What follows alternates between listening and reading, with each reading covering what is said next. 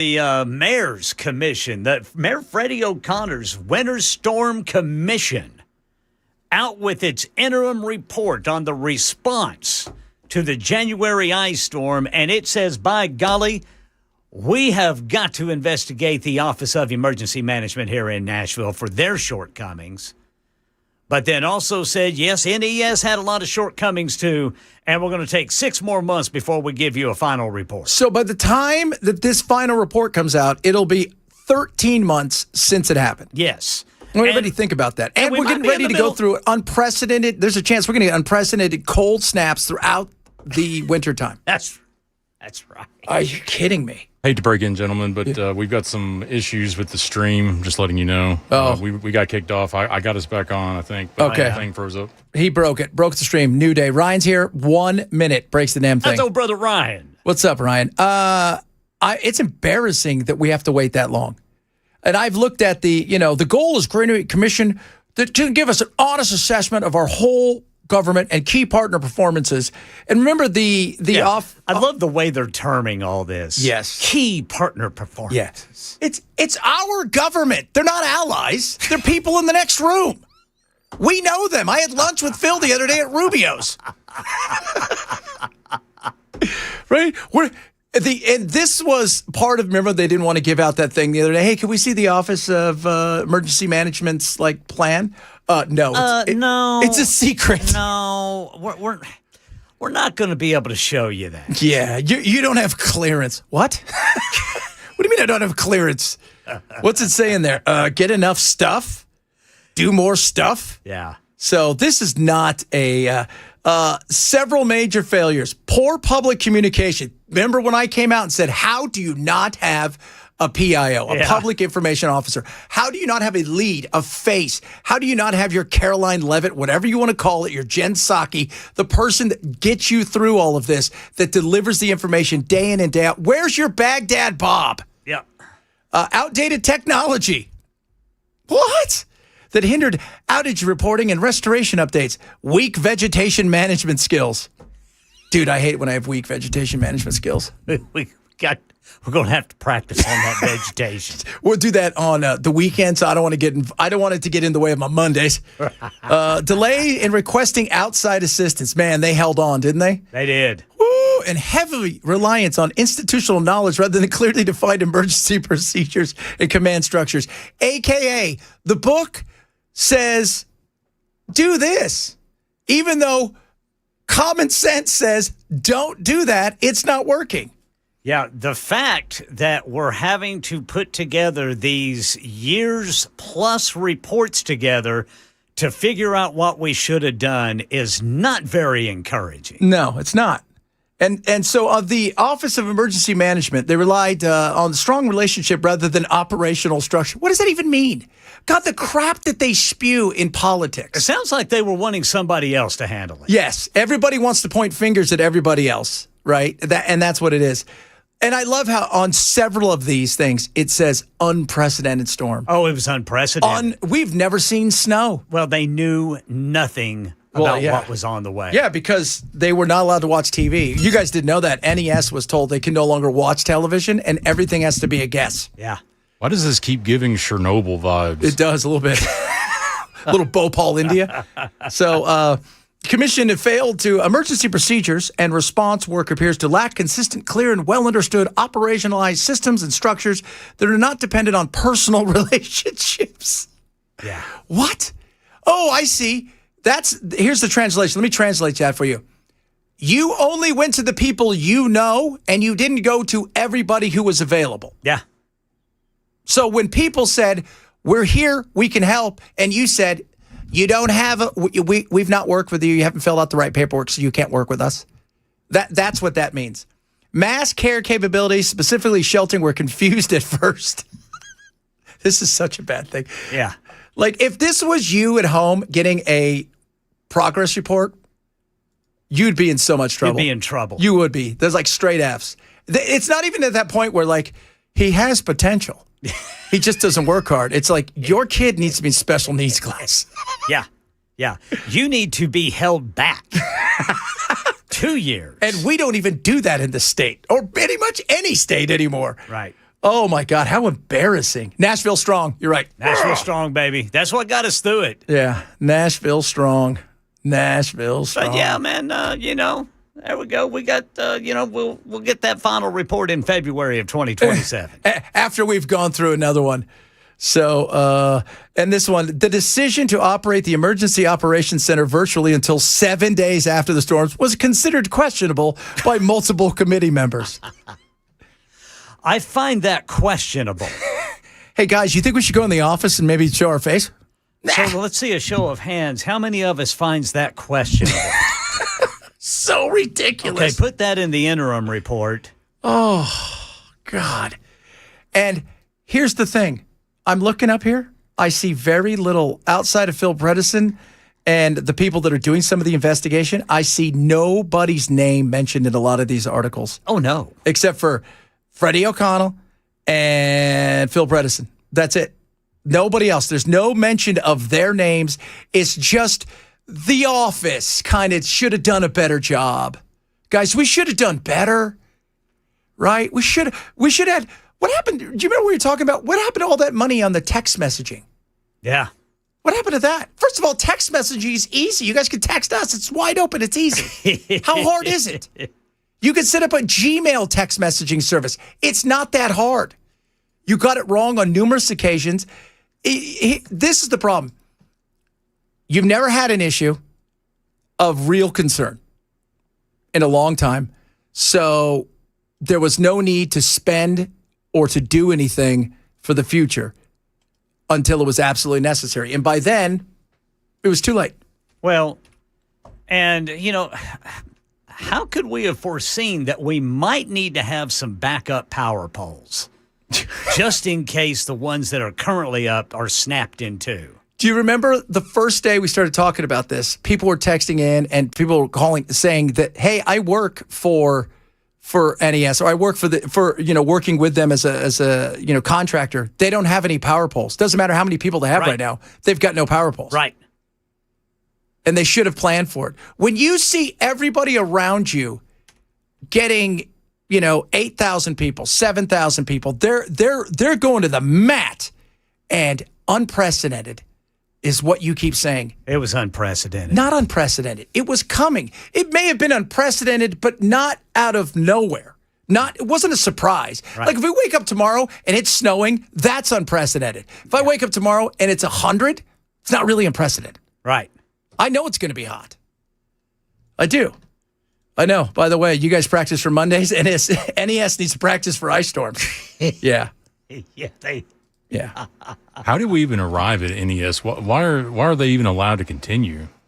Well, I mean, unfortunately, they have a monopoly on the power in Nashville. Yeah, that's what I'm saying. They broke up Ma Bell. I mean, why did they permit this? Because Ma Bell was nationwide, where here you've got several smaller ones outside of Nashville, but that all did better. By the way, all of them boutique electric comparatively to this, and they did just fine. There was some hiccups. I would expect that. I wouldn't expect the unprecedentedness not to bring us some power issues. It's so many times in life, it's how you react in the crisis that really tells you who you are. And this is a failure across the board. A failure across the board. So just a nightmare. All right, a lot of stuff to get to today. Hey, the fair was going on this weekend. Anybody go? Got some people out there talking about all the food they ate, which just sounds like something that was very hot, if you will. Even while they were eating food, I thought, this person's going to pass out. 60 days, guys, 60 days. And the memorandum of understanding, I understand, has come to an end. Yeah, the memorandum of understanding is now over. I understand that it's no longer around. A lot of good stuff to get to besides that today. Talk a little bit about the governor's race, just a bunch of other stuff, and the homeless issue over there in the nations. It's getting a little ugly. Not the nations. The nations. People aren't thrilled by the fact that, I don't know, copious amounts of smells, people being bit by dogs. Yeah. Because all we do in a situation like this is just move people from point A to point B. We're never really addressing the issue. We'll talk a bit about that as well and more Swamp Ass Report throughout the day. Chad Benson, Super Talk 99.7.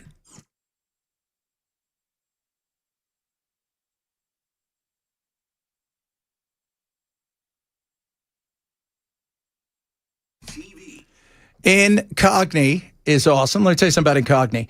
Incogni. So when you go to incogni.com/Benson, they are the people that have worked with me to get all of my data off all these data and person reports that are out there. These data brokers can sell anything. They've got all your information, and they go and they sell it. Sell it to anybody who wants to buy it. Criminals, right? Marketers. I mean, just sometimes the biggest scammers around. You don't want that. You want to control your data because it's important, because these people can do anything they want with it.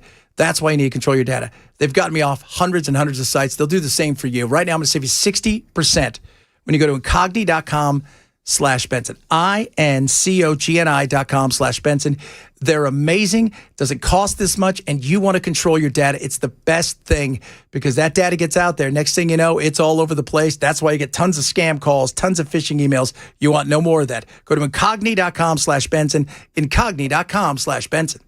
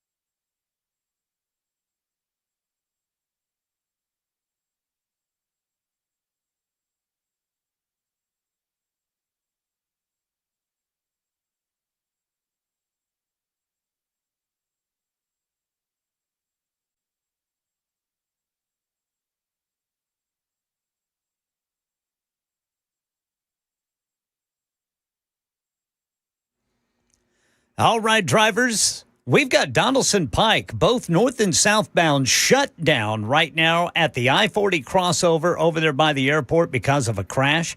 Antioch, an injury crash, Murfreesboro Pike at Old Hickory Boulevard, and another interim report on Nashville's response to the ice storm is out. We'll go over that for you and other top stories at 12:30 on Super Talk 99.7 WTN. The fair is going on in full effect. Weather is hot, but it doesn't stop people from eating copious amounts of stuff. We're at the Tennessee State Fair. This is everything I ate tonight. We're starting off strong with the dill dog. That's a hollowed out pickle with a hot dog, deep fried like a corn dog. It's my favorite every year. Got an order of cheese sticks. Woo, she's hot. Yeah, baby. Raspberry Jolly Rancher slushie. We always get one of these every year, and then it's half price refills, so we use them on the days that we come back. It's so good. We got some Mexican street corn. Last food of the night are red velvet fried Oreos. Oh, they're burning hot. Might have to wait a second. All right, they're a little cooled off now. She ate so much food because that's only a portion of what I got from her. She ate so, I don't even know. I mean, what? We do love deep frying stuff, don't we? God, we do. You better believe it. Yeah. You're like, if you would like to have both type 1 and 2, if you would like to have all the diabetes, Yes, sir. we got all the diabetes. In fact, you might get type 4 diabetes. We ain't even made that one up yet. Diabetes and oily, well, not even oily. Blood like buttermilk. Oh, yes. Cirrhosis. So, well, I don't think from the dill, the deep fried dill, but all the alcohol, maybe. Dude, I watched something. I was going to send it to you this morning about a guy who got drunk. He was out at a club one night. He was pretending he worked for this company, but the New York office, and they invited him to play in a softball game. And he goes, "I don't know what I'm doing here, but I said I worked for their company." He goes, "I just spent." What are you doing?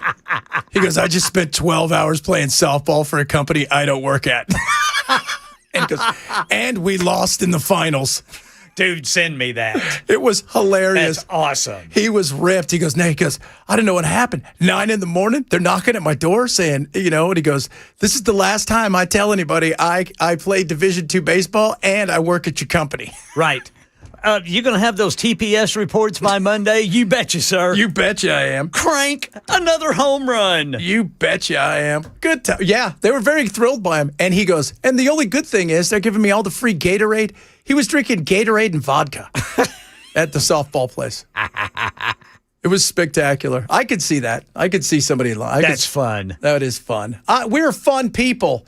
Hey, did you get that? Speaking of that, did I send you the Amish dating thing? I don't know. Oh my God, it was spectacular. I think she was on 60 Minutes last night. Is it on Might have been on the TikTok. On the talk. But it was talking. She was letting this woman's letting everybody into the world of Amish dating, and I was surprised by it. Oh yeah. Like, so if you want to date, like you go over to the house, then you go up into her room, and then you lay in bed with her. What? Yeah. And I'm like, what the hell are you guys, what? Dude, you're going to give Bell ideas. I know. He might become Amish. That's cute. So, and then you lay in bed until the morning, and then she'll decide if she wants you to, take her to church next Sunday and do the same thing again. Is this real, man? No, it's real. It's real. I think it was on 60 Minutes. Okay. I was like, what? That's what it's all about? Maybe Bell? Maybe that's where he's at. Maybe, wouldn't it be great? Because for you guys don't know, Bell, we dropped him off in the middle of the forest. Yeah, I took him down around Tullahoma somewhere and let him out. It was pitch black on a gravel road. We're trying to get him enthused for Mondays like we are. And maybe he gets picked up by the Amish. We don't hear from him again. We see him in a couple of years. We with just a beard. see him. And he's got his beard. It's perfectly trimmed around his jaw. His horse and his buggy. Oh, that would be hilarious. Well, at least the Amish outcome on courting is better than Midsummer. Oh, yes, it is. Did you ever see that movie? Oh, my God, that was disturbing. Good grief. What movie will make you go, I don't want to be outside in the sunshine? No. I don't want to be outside in the sunshine around beautiful people. No, I don't like the fact that you've got a wreath of flowers in your hair. I want to go home. Oh, good God, that was so creepy. And then when they put them all inside the, at the end, when they put them all inside the thing and they paralyzed them, like, first of all, how would you even get away with that? Like, nobody's going to come looking for the guys. Right. They all had tickets. Family members know who they are. They're going to run into his girlfriend, who's now the flower queen of the village. Yeah. Is it the May Queen they called her? Yeah. Goodness. Yeah. So anyway, so the Amish outcome sounds a lot better than Midsummer. All I know is nobody is getting caught on fire like that. Or thrown off the rocks. And not dying, by the way. But don't worry, they put like, oh, how creepy was that? That was such a creepy movie. If you guys have never seen Midsummer, it is awesome. Phenomenal movie. Coming up, we'll talk a little bit about the homeless. Obviously, Iran, we're 60 days into our 2 weeks into the 60 days that we're in already for the 2 weeks that we're in, considering last year we were in for another 2 weeks. But there's a lot of weeks still left.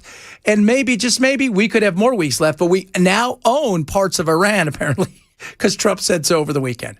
You guys following us? Nobody is. Chad Benson, Super Talk 99.7.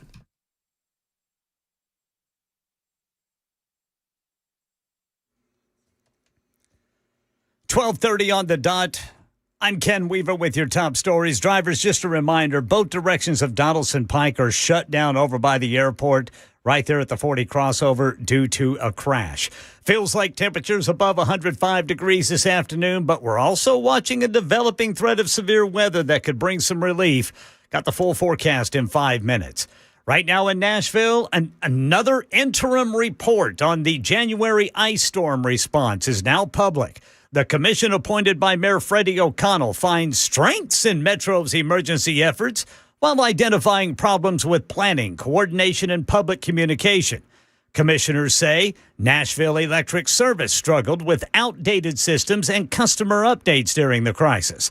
A final report from the Mayor's Commission with additional recommendations is expected in February. And it's been 60 days since the U.S. and Iran signed that 60-day memorandum of understanding, but no progress has been made.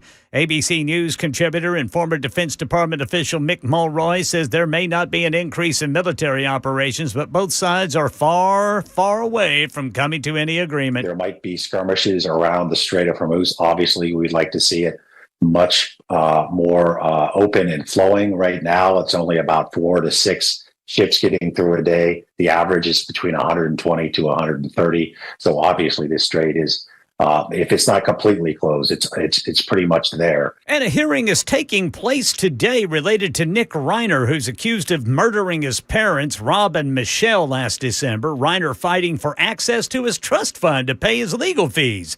We get more from ABC's Trevor Alt, who says a financial steward for that trust fund says a California law may bar him from getting that money. That steward says Nick Reiner is innocent until proven guilty. If he were to be acquitted of his parents' murders, he would get the money then. But they say if they gave him the money now and he were later found guilty, there would be no way of getting that money back. No date has been set for Reiner's murder trial. And that's the latest news. Weather is next. I'm Ken Weaver, WTN News.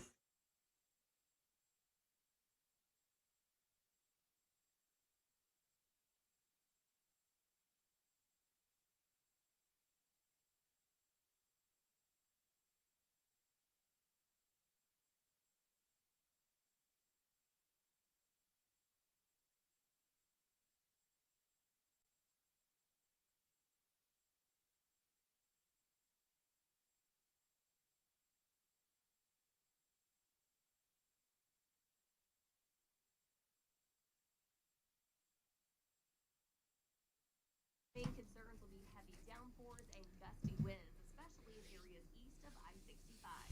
Catch a weather update on the free First Alert weather app.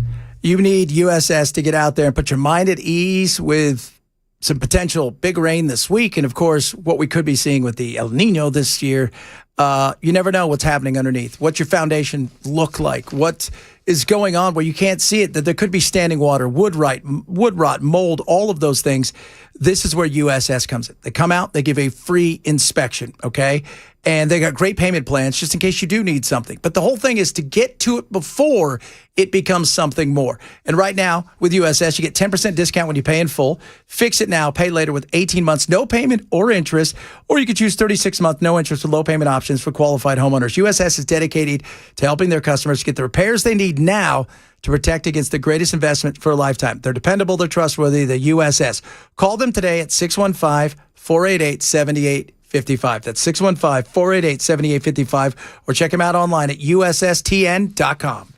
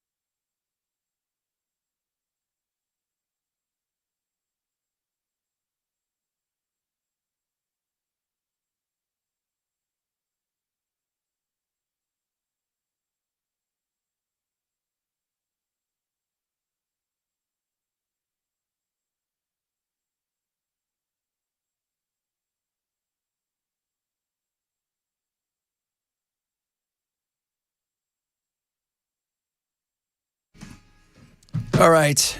So, Ken, I wanted to get that Amish cut. Yeah. I typed in Amish dating. What pops up? Amish dating site. I'm like, get out of town. All right. So you could become a part of Amish dating and start setting up dates today. Now, it doesn't tell me if, how this actually works, but I think we need to do this for Belle. Honest to goodness, I think we need to do this for Belle. We need to set up a dating. Belle's not here, so it's fair game. Those are the rules. So now get ready for this. There's no better feeling than one when love takes over your body and soul. You feel happiness and joy that overwhelm your entire being and make you feel like everything is possible. Even if you've been dropped off in the middle of a cornfield in the middle of the night. That's right. Now, somebody said, you guys are overblowing what that girl said. Okay, she's an influencer, but she's going to give us just a snippet into what Amish dating is like. What are the basics of Amish dating? You do it in the dark. You can never be seen together in the daylight, and you can't talk to your partner's parents if you're dating.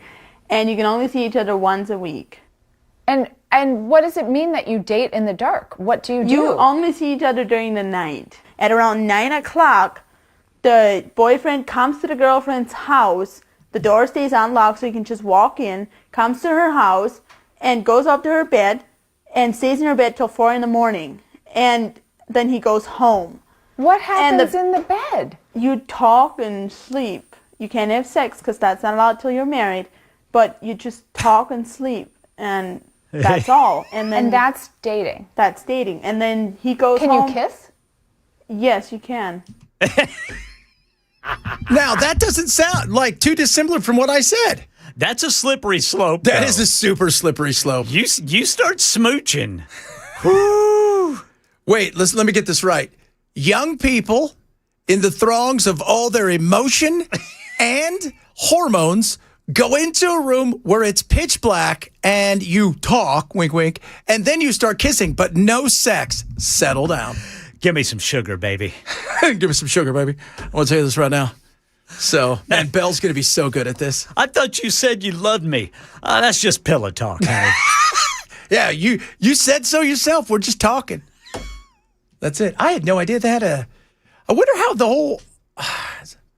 That's interesting. It is interesting. Didn't they do something like that in ancient Rome?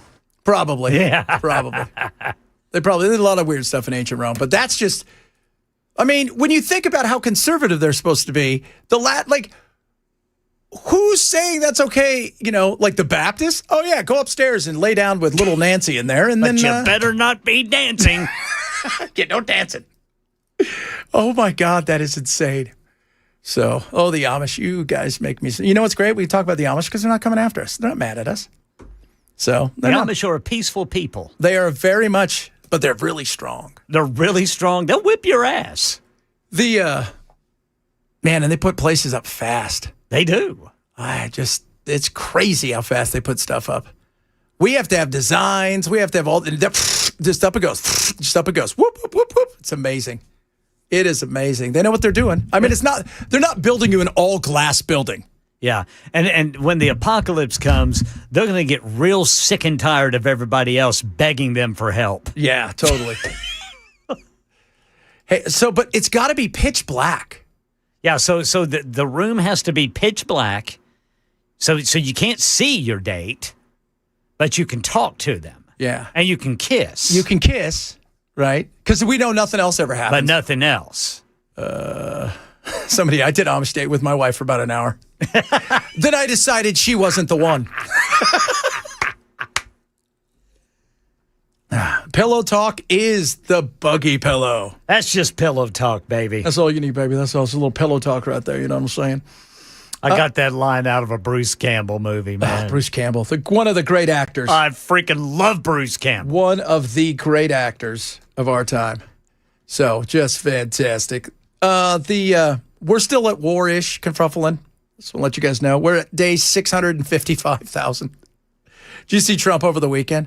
No. I think we're going to declare the Straits of Hormuz an American territory. You're like, you can't do that. Yeah, that's what? First of all, it's water. It's ours. Oh, my Lord. Nobody else can have it. So Trump. just, yeah. We've won. I'm just running up the score. Oh, so you're padding the stats? Is that what you're doing? I'm padding the stats. I want us to win big. I want our people. People were not thrilled. You know, they tried to play it down over the weekend. Oh, the Admiral went out there. Everything looks great on the ship. No, it doesn't. It doesn't. They're painting a good picture. Are you talking about the USS Lincoln? Yeah, it should have been in. It should have been in a while ago. And we need to do this better because nobody thought this through, that this could be an issue. Nobody did. Oh, wait, everybody did. Everybody. But, you know, how long do I think this is going to go on? I think this is going to go on indefinitely. Yeah, I mean, you know, who's to say?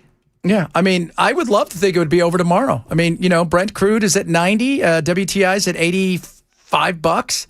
And remember, China at any given time could hop into this game and start buying up the oil out there, and that's going to send this thing up, and away. So want you guys to understand that. A lot of you are talking about the Amish dating, which we're very excited about. Hard for a bunch of immoral people like us to believe that someone could be raised to be in control of themselves. Here's the thing. It's not about immoral people. It's about humanity. Right. They're still humans. Right.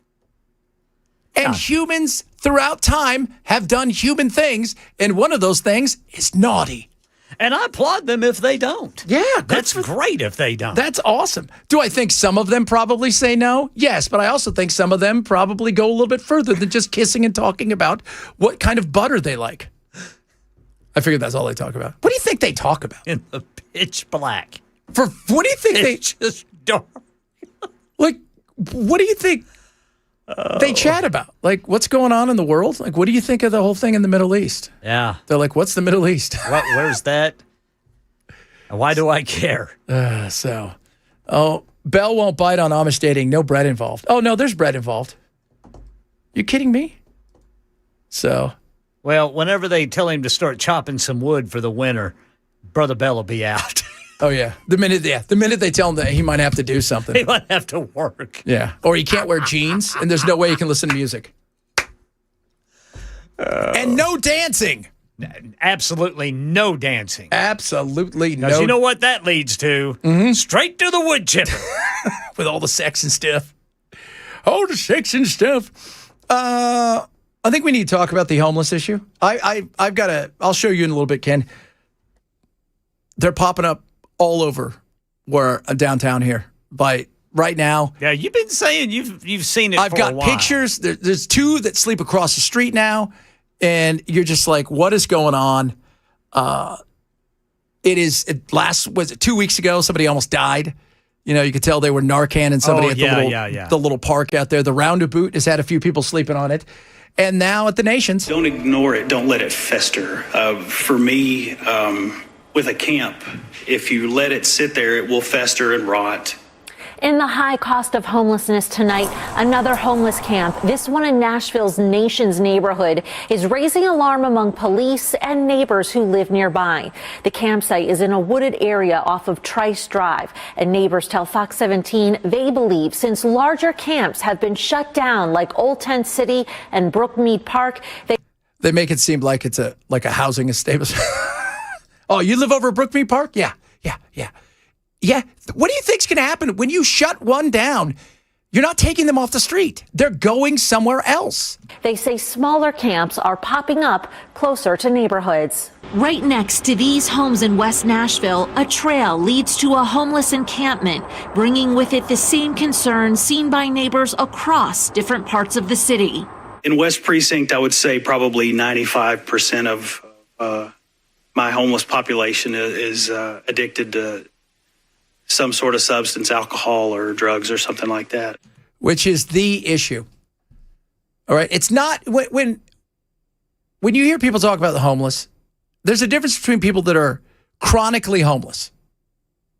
Those are people who are mentally ill or addicted to drugs. The people on the street wearing one shoe, doing the sway, that person didn't miss a paycheck and is like, I guess I should do fentanyl. No. Somewhere along the line, and not through marijuana, by the way. We just want to put that out there. He didn't take too many gummies and said, I'm going to go outside and just. No, hardcore drugs. Usually it is either mental illness that started and it got away from them, or it was they got into drugs that were hardcore, and along the way they have lost their proverbial marbles and they can't function anymore. They can't. And they are doing what? Whatever they can to survive, including stealing all the copper, burning it up in certain areas. And at this time of year, I don't know if you're aware of this, it's hot outside.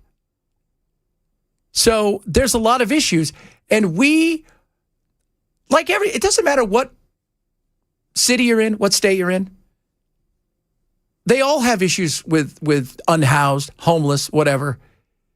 And if you don't address the issue the right way, and it's this weird balance of personal freedom, we're not going to snatch somebody off the street. We shouldn't, but we also have to understand that these people are no longer capable of taking care of themselves. Hopefully one day they can. But I can tell you the 3 or 4 people I see on the way here every day, they cannot take care of themselves. You could give them an apartment today. You could give them a paycheck today, and it wouldn't matter. They wouldn't stay in that place. They probably wouldn't even get the paycheck because they're incapable of everyday living at this point in time. They just are.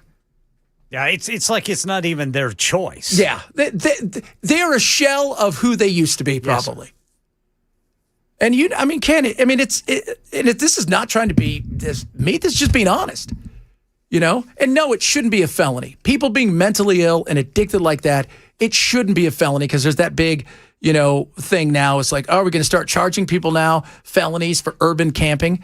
I know, but we've got to there's got to be a happy medium of trying to get people off the street and do the best we can in a sympathetic way, but also with a stronger way. Because guess what's not working?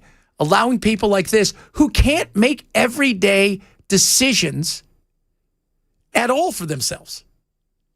It's not their choice. They're not they're just not there anymore.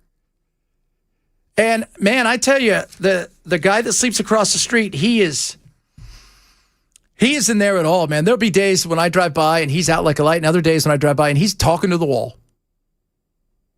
Just talking to the wall. That's not normal. That's not a miss a paycheck. That isn't. And until we get serious about it in a real way, you don't want to demonize people that struggle with drugs and alcohol. You don't want to demonize people with mental illness. But at the same time, it's not fair to everybody else that they have to, deal with these in certain areas a lot. Like this park over here is beautiful. I see these people over here on vacation driving by in their little Segways with their helmets on. And, who's out there? Bunch of people sleeping on the benches. Half naked, drunk, high. That's not what you want to see. It's not how you want to, we already have bad enough. We have the sin of the roundabout. So there's some serious issues that need to be addressed. And once again, many cities fail to. You can have empathy and you can also do it with some hard love, if you will. And I think we need to start thinking about that. Coming up, Bell's not here because he is, Ken has put him out in the middle. Where'd you put him out? What area? Did you drop him off at? Somewhere outside of Tullahoma. Yeah, he's out there trying to work his way back. But he might fall in love with an Amish woman. We don't know. We're hoping. I think that'd be good for him. I think it would give him some structure in his life he currently doesn't have. Plus, I think it'd be good for him to get outside. I can guarantee you. Fresh air. I can guarantee you right now, Bell hasn't left the house this weekend at all. I can guarantee it. I guarantee you right now, he's taking his second nap of the day. Yeah, before he gets up before third nap, right after quick snack. Third nap, quick snack, and then back to nap time. Quick snack. Quick snack. On his Amish date, he can check out her sandwich game. That's right. Well, that's a big thing. They can churn some butter together. Coming up, Ryan fills in for Bell as we do sports. Chad Benson, Joseph, we talk 99.7.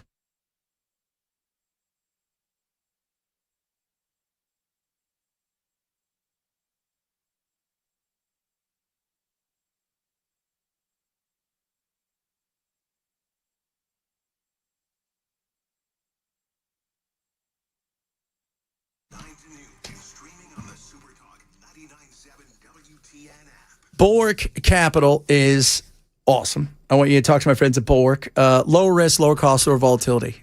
Nothing wrong with a second set of eyes on your investments and your retirement.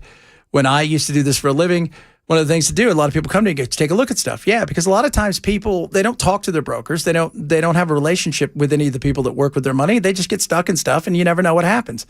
Don't let that be you. Why not get a second set of eyes on what's going on in something that you work so hard to build up, your investments and your retirement? They're about risk management. That's a lower risk, lower cost, lower volatility. And what can they do to give you the most upside potential? They have a global outlook on things, and they do it better than anybody. I love what Bulwark does for me and my family, and I think you will as well. Sign up today for your Know Your Risk portfolio review from my friends at Bulwark Capital Management. Go to knowyourriskpodcast.com, KNOW, yourriskpodcast.com for Bulwark Capital Management.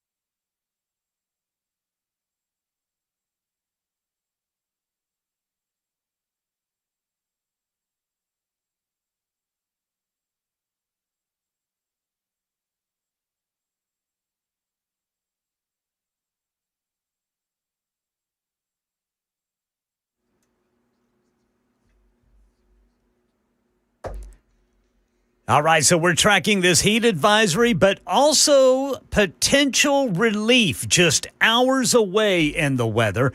And the commission reviewing Nashville's response to the January ice storm is out with another interim report. We'll tell you about that coming up at 1 on Super Talk 99.7 WTN. Bell is off. Ryan is here. Now it's time for Sports with Bell. When you need to know sports information, you turn to the guy who calls basketball shooty hoops. Let's talk some sports with Bam. Brother Ryan will actually have a real sports report. Yeah. I mean, how about that big orange this weekend, huh? That's right. That's it's Tennessee. We're talking about The Vols. Wonder how they're going to do. It's going to be an interesting year.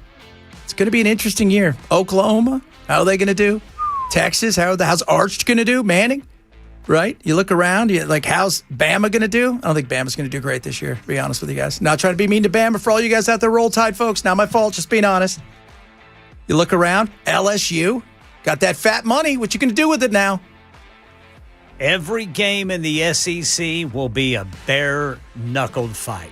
I am curious as to Vandy, right? So you had 2 years. Yeah, I'm curious about Vandy, too. To me, that may be the most curious of all because you had 2 years of Diego Pavia. He's gone now.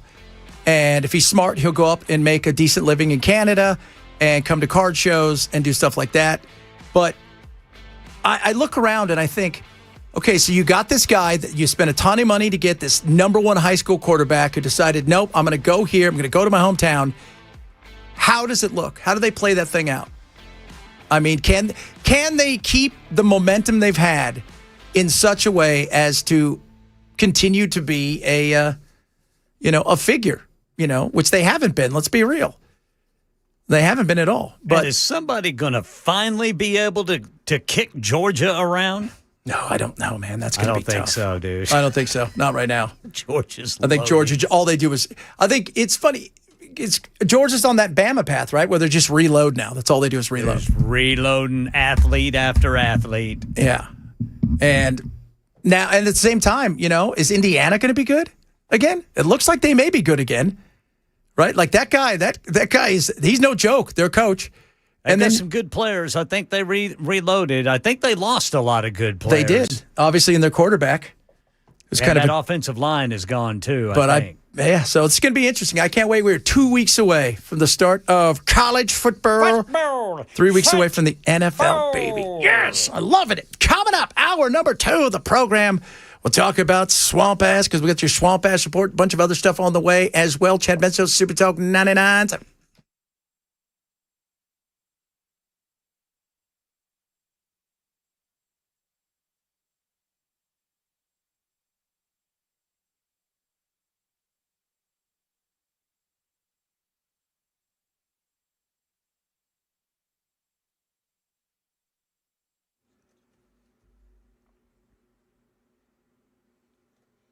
One o'clock on the dot. I'm Ken Weaver with your top stories. And again, drivers, I'm showing that Donaldson Pike, both north and southbound, is shut down due to a crash there at the 40 crossover near B&A.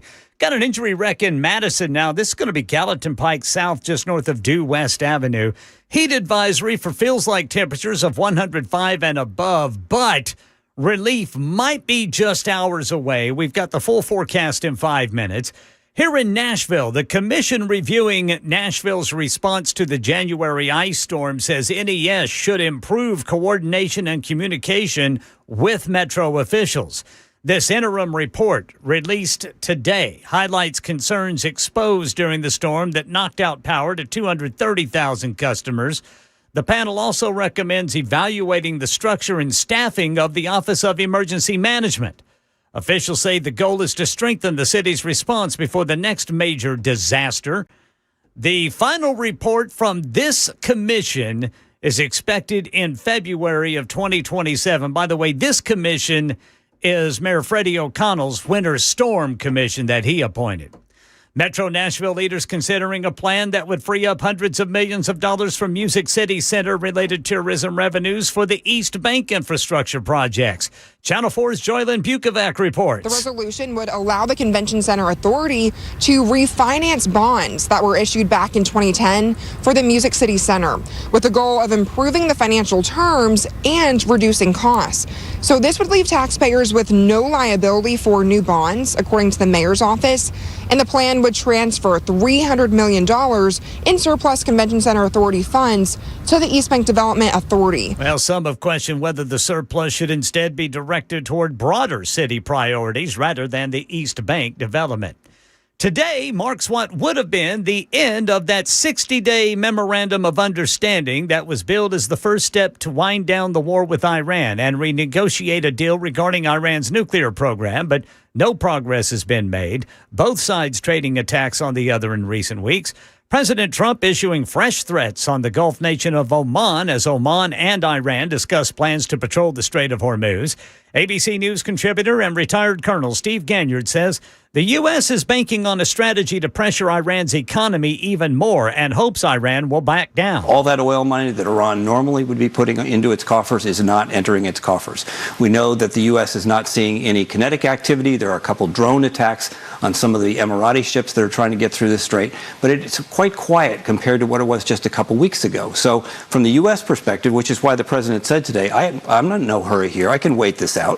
The U.S. can continue the blockade, continue to watch the Iranian economy decline until Iran can't take it anymore. That's the latest news. Weather's next. I'm Ken Weaver, WTN News.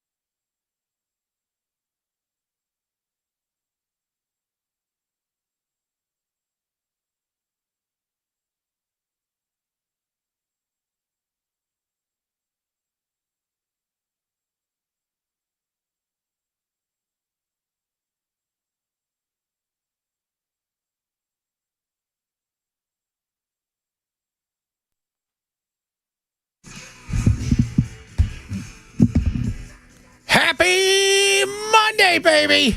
Best day of the freaking week. Yes, it is. Ken walks and grinning, Chad says let's go. Belle sees the calendar and moves real slow. Ken says best day. Chad says no blues. Belle says not again. And stares at his shoes. Ken and Chad love Mondays. They love Mondays.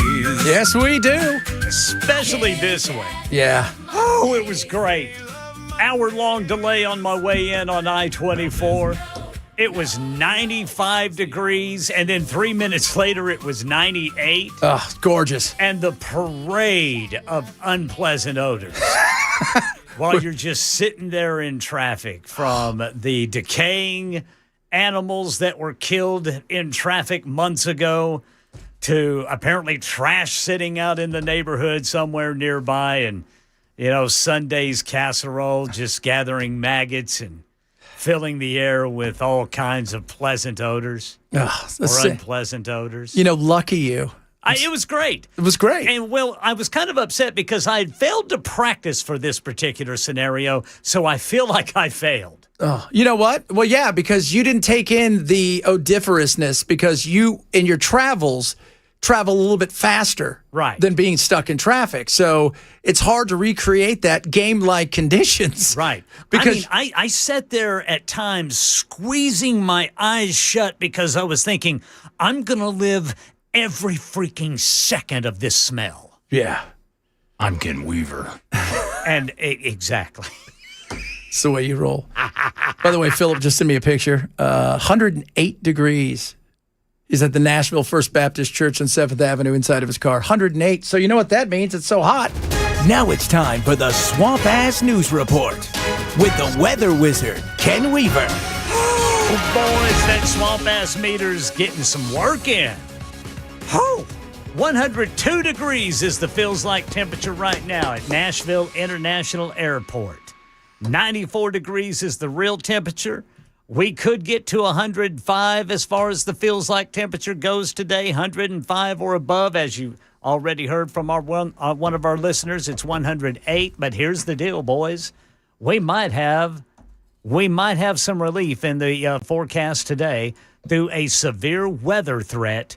There is the potential of some short-lived or not widespread, isolated, intense storms today across Middle Tennessee.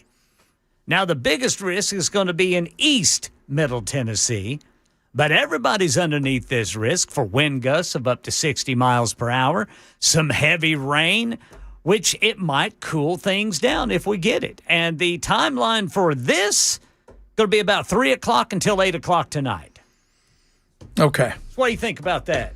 Well, I mean, we could use a little cooling, And we can always use the rain. We definitely. I mean, I guess it's rained a lot here lately, but we need it because we were really behind. We in the were rain, behind. So we got that. We could definitely use the rain because I've gone out and played golf a couple times in this beautiful weather because I thought, you know what, I'm stupid, so let's go outdoors and play golf. And I have go over to McCabe and I'll play a quick 9. But man, I tell you what, some of those it looks beautiful out there, and it is compared to a lot of other places. But I played golf a couple other places where it's like hitting concrete because there's not been enough rain. Just hasn't been. It's been so hot. It evaporates as soon as it gets here. Yeah. And everybody, yes. People are like, why does Ken have his window down in his car? Because I don't have any AC. Yes. So, AC indeed. There is no AC. I mean, and I should have wore that sweatshirt I laid out last night during my practice for Monday morning. Oh, yeah. Don't feel bad, Ken. I got the same problem. I use a box fan and a power inverter. Awesome, Brother Ryan. Who do I work with? Work with the guy that don't want to change the blower motor on his Kia. Oh. Yeah. And the guy who doesn't want to pay $1,500 for a car that's barely worth $1,200. Wait. They want to charge you $1,500 for an air conditioner? Yeah, it needs a whole new thing. Oh, yeah, that's silly. Considering it's only a few months out of the year, you're fine. Yeah, man. I mean, we're almost to the 2-month mark into this summer. Yeah. I mean, what's another month and a few days of weather like this? No, I don't. You got it, man. It's going to be good. I got this, man. You got this big Brother time. Ryan. Get you a box fan. A box fan. That's actually not a bad idea. Yeah. Box fan and a power inverter. Can't beat it. There you go. And does it keep your car cool? Yeah, when I roll down the windows, but then the danger is the mosquitoes. Yeah, it's all happening for you, Ryan. I didn't have any mosquitoes. Oh, I think I've got plenty of bats flying around my neighborhood. I think they're taking care of the mosquitoes. And then tree frogs. Oh, the bats. Tree frogs are glorious in my neighborhood. Are they? Yes. And the bats, watch out for they carry COVID. Because what happens is bat falls on the ground, and then out of nowhere comes an aardvark dog or whatever it was. And then it eats it, and then we go to the fair, and we're like, hey, we'll have an aardvark dog hot dog. And then it comes to find out we have COVID now. Next thing you know, you're wearing masks. It's just 2 weeks to stop the bread out of an abundance of caution. Next thing you know, you're running breathless through a supermarket with jumbo rows of toilet paper under each arm. struggling for a breath underneath your mask. Yeah, guys, we don't want that, guys. We got to do better, okay? We got to do better. You do, how many, you really got bats in your neighborhood? Yeah. Oh, that's so cool. Yeah, little bitty bats. They're the mosquito-eating bats. Oh, I love those. I love those. And then we've got these huge trees on the other side of our street that are just full of tree frogs and cicadas, man. And I mean, with my tinnitus hissing in my ears, that sound freaking takes it away. Oh, that's so awesome. Completely away. That is so It's just a little awesome. hot to sleep with your window up. That is because it's nature, baby. Yes. So nature, I love the sound of nature. Gotta love the sound of nature. By the way, 9845, I have a black Ford Explorer with no air conditioning, only 2 windows rolled down, and the driver's window isn't one of them. Ken, you're doing pretty good. Brian. My son-in-law, he's got an SUV. I don't know what year his SUV is, but yeah, he can't roll his windows down either. Fortunately, he goes to work early in the morning. God, that is. We've all been there. You know what? If you're an average human being, you've been there. If you're above average, maybe you haven't had that problem. Well, and Jason, he doesn't want a car payment. He just does not want a car payment. I commend him for that. And too many people out there, they want a car payment. I do not want a car payment. I myself, I mean, I can't wait to get to the point where we no longer have a car payment. So we'll see. I think they should just give everybody a Waymo. So, God, I saw them a whole bunch this weekend. Where was it? Anybody in them? No, but nobody was in them. Yeah. Nobody was in them. Are they gasoline or electric? They're electric. They're electric. I went to get some food, and there was so many of them in one area. Yeah. And it's so weird at first, you know, because they just go straight. They're like, I'm just doing whatever I'm doing. And you're like, you got to watch out for them. And I look and I'm like, there's nobody to yell at. Right. You know, there's nobody to yell at.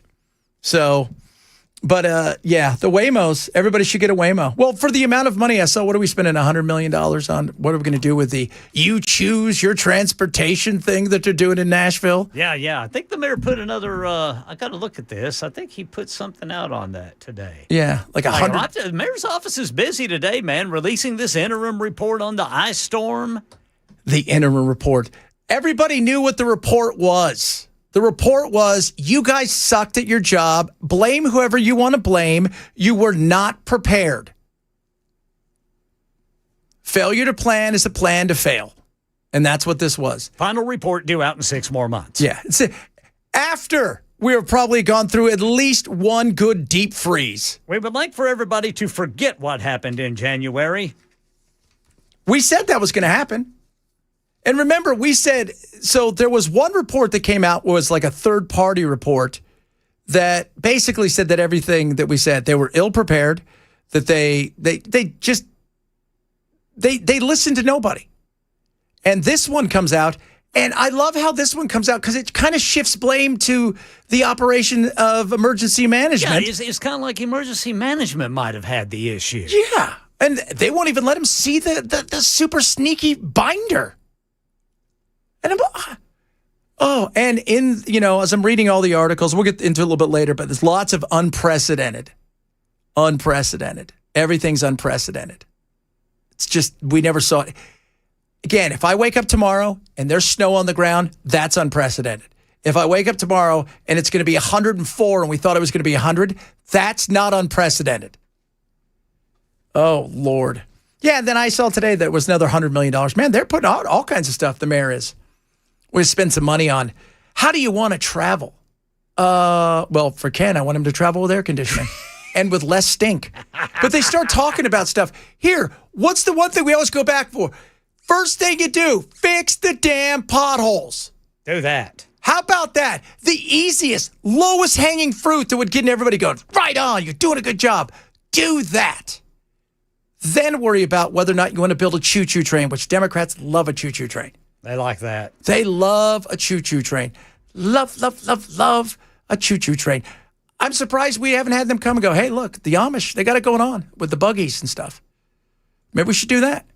They don't have to have license plates. No. They're immune to flock. So, oh my God. Oh, yeah. that's right. We could flock them. Yeah, we're going to have to do something about that. Yeah. Mr. Yoder, we saw you cruising through here. Like Ray Charles is immune to flashbangs. You know? At high speed, Yotes. We saw you, Yotes. But enough. I mean, my God, it's just, how many buses should we put on? I've seen 15 buses. Dude, yesterday I drove by a bus. There was one person on the bus, and he was driving it. Who's getting on a bus? Right? College kids ain't getting on a bus. They're not. I mean, maybe a few, but who's getting on the bus? Where's it going? I mean, it's just the amount of money we spend, you could give everybody their own car, which may not be a good thing, but it's true. Nobody was on the bus, although buses are always kind of entertaining. Yeah, they can be here in Nashville. They that's can for sure. be. Buses, any public transportation is fun because you never know what's going to happen. It's like, are you wearing my underwear? I am not. I appreciate you asking, though. I'm going to say this is not a good place to be. Not during swamp ass season. No. So we're going to have some potential rain tonight. Like, is it going to hit us here? Could. Okay. There's potential for it. Are we going to get any spinnies? Nah, that's very, very low on the scale, if at all. Okay. Which is good. So we don't want any spinnies. No, we don't. No, I don't mind the wind, but the spinnies, man, that's a bridge too far for all of us. We don't need any of that. And if you've seen, I mean, we've been lucky, guys. As hot as it's been, I'd rather be that than what's going on in Indiana. Man, the upper Midwest has really been hammered. Absolutely. And let's not forget Lala and what she did to Hawaii. Oh, yeah. Whew. I mean, Lala came through there and just laid the pipe. So, it's nasty and it's hot outside and it's swamp assy and you could get a little chafed, but, it's better than the alternative of unprecedented amounts of rain, which, by the way, they were planning for in Indiana. Again, it is not about whether or not NES is out there. It's not about whether or not it was coming. It's how do you react when it arrives? And you reacted by ignoring everything and everybody and now trying to blame it on the operator. Yeah. Now somehow it's the Office of Emergency Management's fault. Oh, good God. How insane is that? Coming up, I got some text messages about we were talking about Amish dating and some people were mad at us as if we did something wrong with the Amish. And how evil and a little carnal that we could be. We're going to talk about that, especially based on what happened today with Hayden Panettiere and her passing. So we'll talk a little bit about that, bunch of other good stuff to get to. And by the way, just let you guys know, no framework has been fully reached with the Iran deal. So the memorandum of understanding is no longer being understood. That 60 days is up. 60 days, gone. And the winner is nobody. Chad Benson Show, Super Talk 99.7.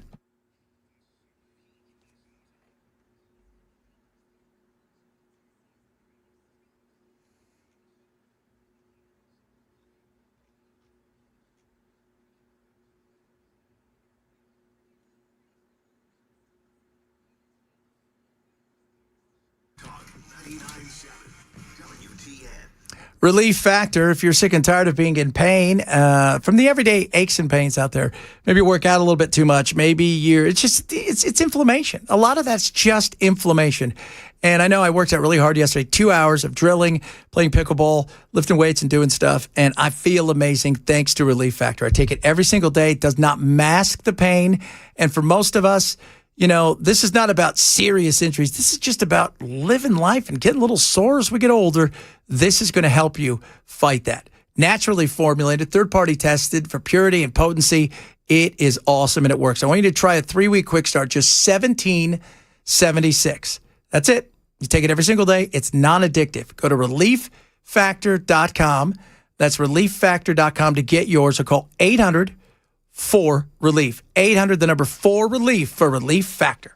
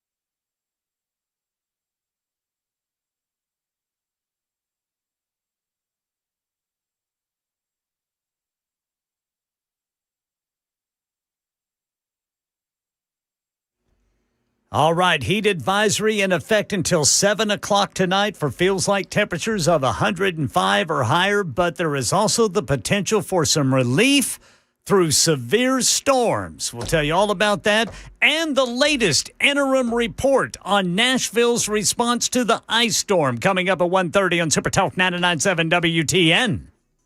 It wasn't even a question or an offer. Yeah. It was just, and this is somebody that I trusted so wholeheartedly to protect me, and it never crossed my mind in that moment that she would put me in a position of harm in any way. And it was just like, this is a happy pill. It'll give you energy and it'll make you feel great. Yeah. And I didn't even think twice. That was Hayden Pantier. She starred in Nashville, Heroes, Remember the Titans. She had a cardiac arrest over the weekend. She had a lot of problems. A lot of anxiety, from what I understand. A lot of it. She's put in a lot of positions she probably should have been put in. I mean, her first acting gig was 11 months old. And she played Dot in The Bug's Life, and of course, she played the daughter of the other coach. I forget his name. He's a great actor in Remember the Titans. Yeah, but she had a lot of problems, and she didn't have custody of her kid. Her kid, her ex, not the one who's got the child, but her other ex, had physically violent against her. I think he did jail time because of it. And then Vitaly Klitschko, who is one of the greatest fighters of all time, he and his brother are Ukrainian. They're leading the fight in Ukraine and parts of Ukraine. And her 12-year-old lives there. She lost custody. She gave up custody because she had problems. So, Hollywood, you grow up fast. But, she... It's a sad thing, but you and I have talked about this, Ken. Like if I found that was like, I wasn't shocked to find out that she had passed based on the troubles that she had. It's the same thing with Britney. Like if we find out that something happened to Britney, would anybody be surprised? That'll be unfortunately one of those ones I will not be surprised. No. I mean, I don't even know. Oh, not here. My microphone gave out. But we live at a time that's so much different because it's 24/7, 365 in front of you. And everybody, like Britney, I mean, you and I have talked about it too. You'll have to watch her Instagram for 2 minutes to realize how much of a disaster she is when she has it up. But no, Hayden had issues. Her brother passed away unexpectedly. A few years ago, was it 23, of a heart issue? So maybe she had heart problems. She had a lot of problems up to that, and she had abused alcohol and drugs. She'd been very open about it, and she had her memoirs come out in a few months ago, and it's just sad. But we also live at a time where it's 24/7. These stars live out in front of the world, and I mean, like I said, it's not going to be a surprise if something happened. Although Britney could live to be 100, and you thought, who would have saw that coming? Like Bobby Brown is still alive. Whitney's gone. Yep. But Bobby's still alive. Whitney and her daughter are And gone. her daughter, that's right. So Dick Van Dyke. Yeah. Still going. Still going strong. Still going strong. So, I mean, that's but man, that whole thing with them with Bobby. To this day, that was the most surprising thing. That was, man. I mean, just because, if you guys know anything about Bobby, you know why? Because Bobby was kind of like Keith Richards. He partied so hard, I think he became immune to anything. Yeah. Immune to anything. Just sad. But it's a sad situation, no doubt about that. Did they make a movie about them a few years back? Uh-huh. Yeah. Was it on Wii or one of those things? Probably. Ozzy made it to 73. Ozzy died from, was it like Parkinson's or dementia? One of those, like he had several things going on that Ozzy had a whole bunch of health problems. Yeah. A whole bunch of them. A lot of health problems. And he apparently was in great pain. Yeah.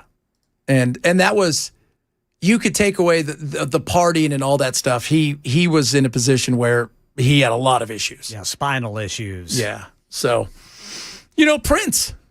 I mean, you don't know what did too. Yeah, I mean, Prince, same thing with Tom Petty. I don't think people realize how bad Tom Petty, how much pain he was in all the time. Yeah, see, I had no idea about that. No. So, but he was in horrific pain. Like the kind of pain where, to even get up and walk or do anything was virtually impossible in the morning without taking copious amounts of drugs. Was it a wreck? No, I just think it was years of rock and jumping and doing all kinds of stuff. And, Well, that was definitely Prince. Yeah, Prince. Jumping off stuff is not going to do well for you. Yeah. With high heel boots and jumping off of pianos, that sort of thing, that caught up to him. And being a little fella. Man, even being a little fella, it was hard on him. Yeah. So, but those were quiet. A lot of these other people live out there, and you think, ooh. Like, I'll be honest, Lindsay Lohan, I think a lot of people thought she'd be gone. She's fine now. Totally different person. But some of these people, you see it coming, and it's like watching an iceberg and a giant, huge Titanic ship coming towards one another going, oh, this is going to be interesting. And it's unfortunate. All right, guys, coming up, talk a little bit about NES, some more on Iran, the governor's race. Governor! Will she debate? I said, will she debate? You see, I said it out loud. We know who we're talking about. Speaking of that, Sunday, I'm interviewing Jerry. We're going to play it on Monday. She's coming in. She's taking time on Sunday to come in and spend an hour with us. We're going to interview, talk. We're going to get your questions ready for her, which is going to be interesting. So, but she will be coming in here on Sunday, so I think that'll be good. Chad Benson Show, Super Talk 99.7.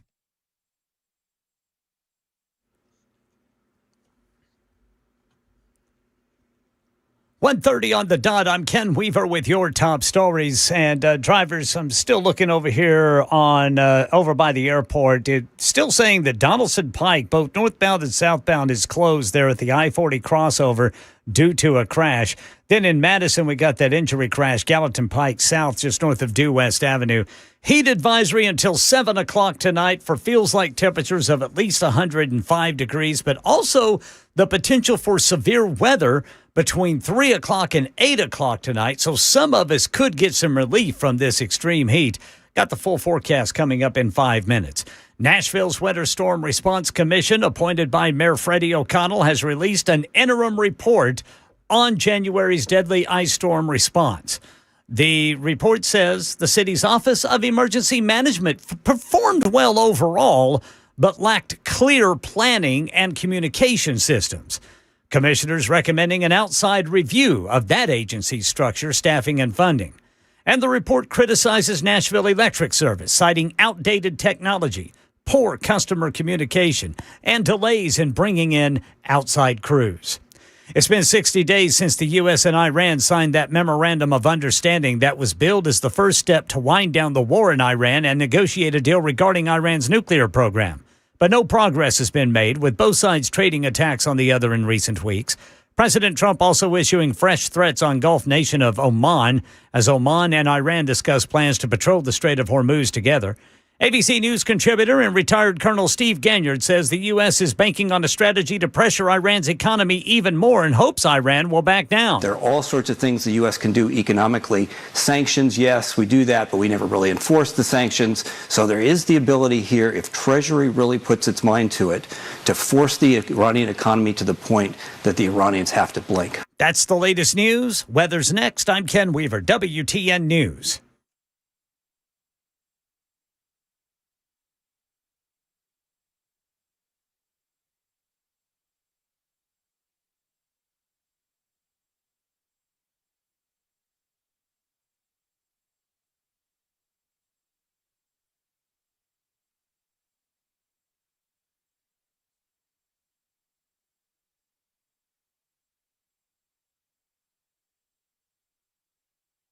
Tonight, once again, our feels-like temperatures will be feeling like the triple digits. We could also see some pop-up thunderstorms this afternoon into this evening. Main concerns will be heavy downpours and gusty winds, especially in areas east of I-65. Catch a weather update on the free First Alert weather app. Kids, back in school, it's time to make sure your home is ready too. Right now, Busy Bee Plumbing, Heating, and Cooling is helping you save with their biggest back-to-school offers of the season. So when you go and you schedule HVAC maintenance or complete HVAC repair, you're going to get a free dryer vent cleaning, minimum $500 HVAC repairs to qualify. And if you're thinking about a new system, they got you covered. When you purchase a high-efficiency HVAC unit, check this out. You can be entered in to win a Busy Bees Healthy Hive giveaway. A $1,500 sponsorship for a local school of your choice. Plus, qualified teachers, faculty, and staff can receive a free Beehive membership. So if you're a customer and you have one, you're either going to re-up it or you're buying it. You can now gift one to a teacher, faculty member, or staff member. And if you need major plumbing work, they've got you covered there. $500 gift card with qualifying whole home repipes or mainline replacements. And with approved credit, enjoy 0% financing for 18 months. Call Busy Bee today, 615-775-7833, or visit them online at busybehvac.com.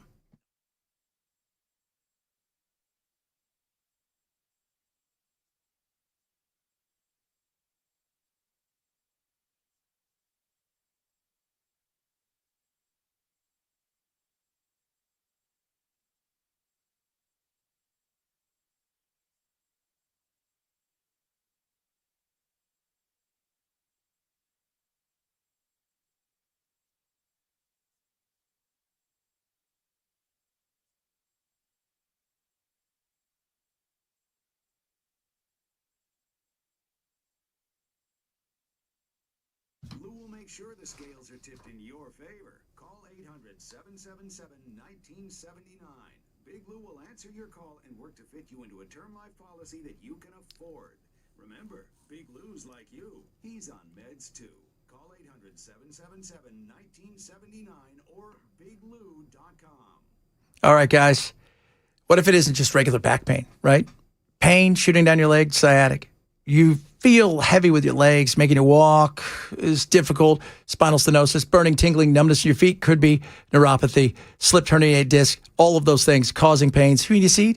Wellness Institute Nashville, Dr. Mitchell. Good news. You don't have to keep living with it. Right now, 50% off non-surgical spinal decompression treatments.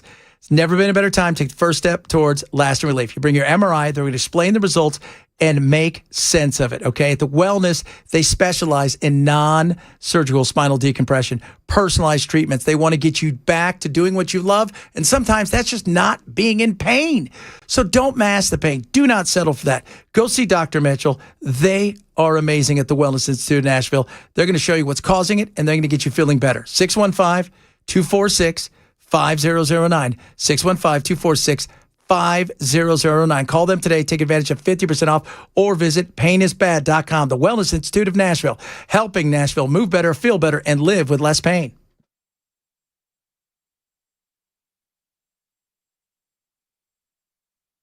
I think we're supposed to go to the news. What do you got for us, Ben? Ken? I already did the news. I was just messing with you, dude. Several of you chimed in about Hayden. It was a tough thing. You know, people's like, we need a culture change. What culture change are we going to have? Right? In something like this. We have a me generation, but we have a generation of all of us are me generations. Because we have the worst thing, is I know that right now the meta battle is going on here as we're suing Meta, just like, was it New Mexico that won that big lawsuit? Yep. Yeah, so we're suing it. But you know what? The minute they put the camera on the front of the phone, life was going to change when it came all about us. Of course, we don't leave the house anymore, so it has to be a little bit all about us. But that's the world we live in. It's like Black Mirror, Mm-hmm. It is. It's a good show. You guys have ever seen Black Mirror? I was referring to the 1984 original. So, but speaking of good shows, Ken, did you see the Mobland trailer? I have. Very nice. You're not going to... I'm sorry. Helen Mirren is a great actress. Pierce Brosnan is a great actor. That's not going to work without Tom Hardy. No. You got to have Tom Hardy in this series. It does. It does. As awful as she is and great to watch, he rounds the whole thing out. He's like the calm of everything. Yeah. Right? He's the person they turn to. He's so valuable to them. And at the same time, it's like he knows too much. Yeah. She's awful in this, though. She's the worst. She is, man. You talk about an evil character. You watch that show and you realize how, like, what a great actress she is because she's so awful. Yeah. You're like, I hate you now for all the other stuff you've ever been in. I now hate you. I didn't realize you're the worst grandmother ever. Pretending to cry whenever she watched one of her sons being sawed up. Which, by the way, she was totally fine setting them all up. Yeah. That's the other side of stuff.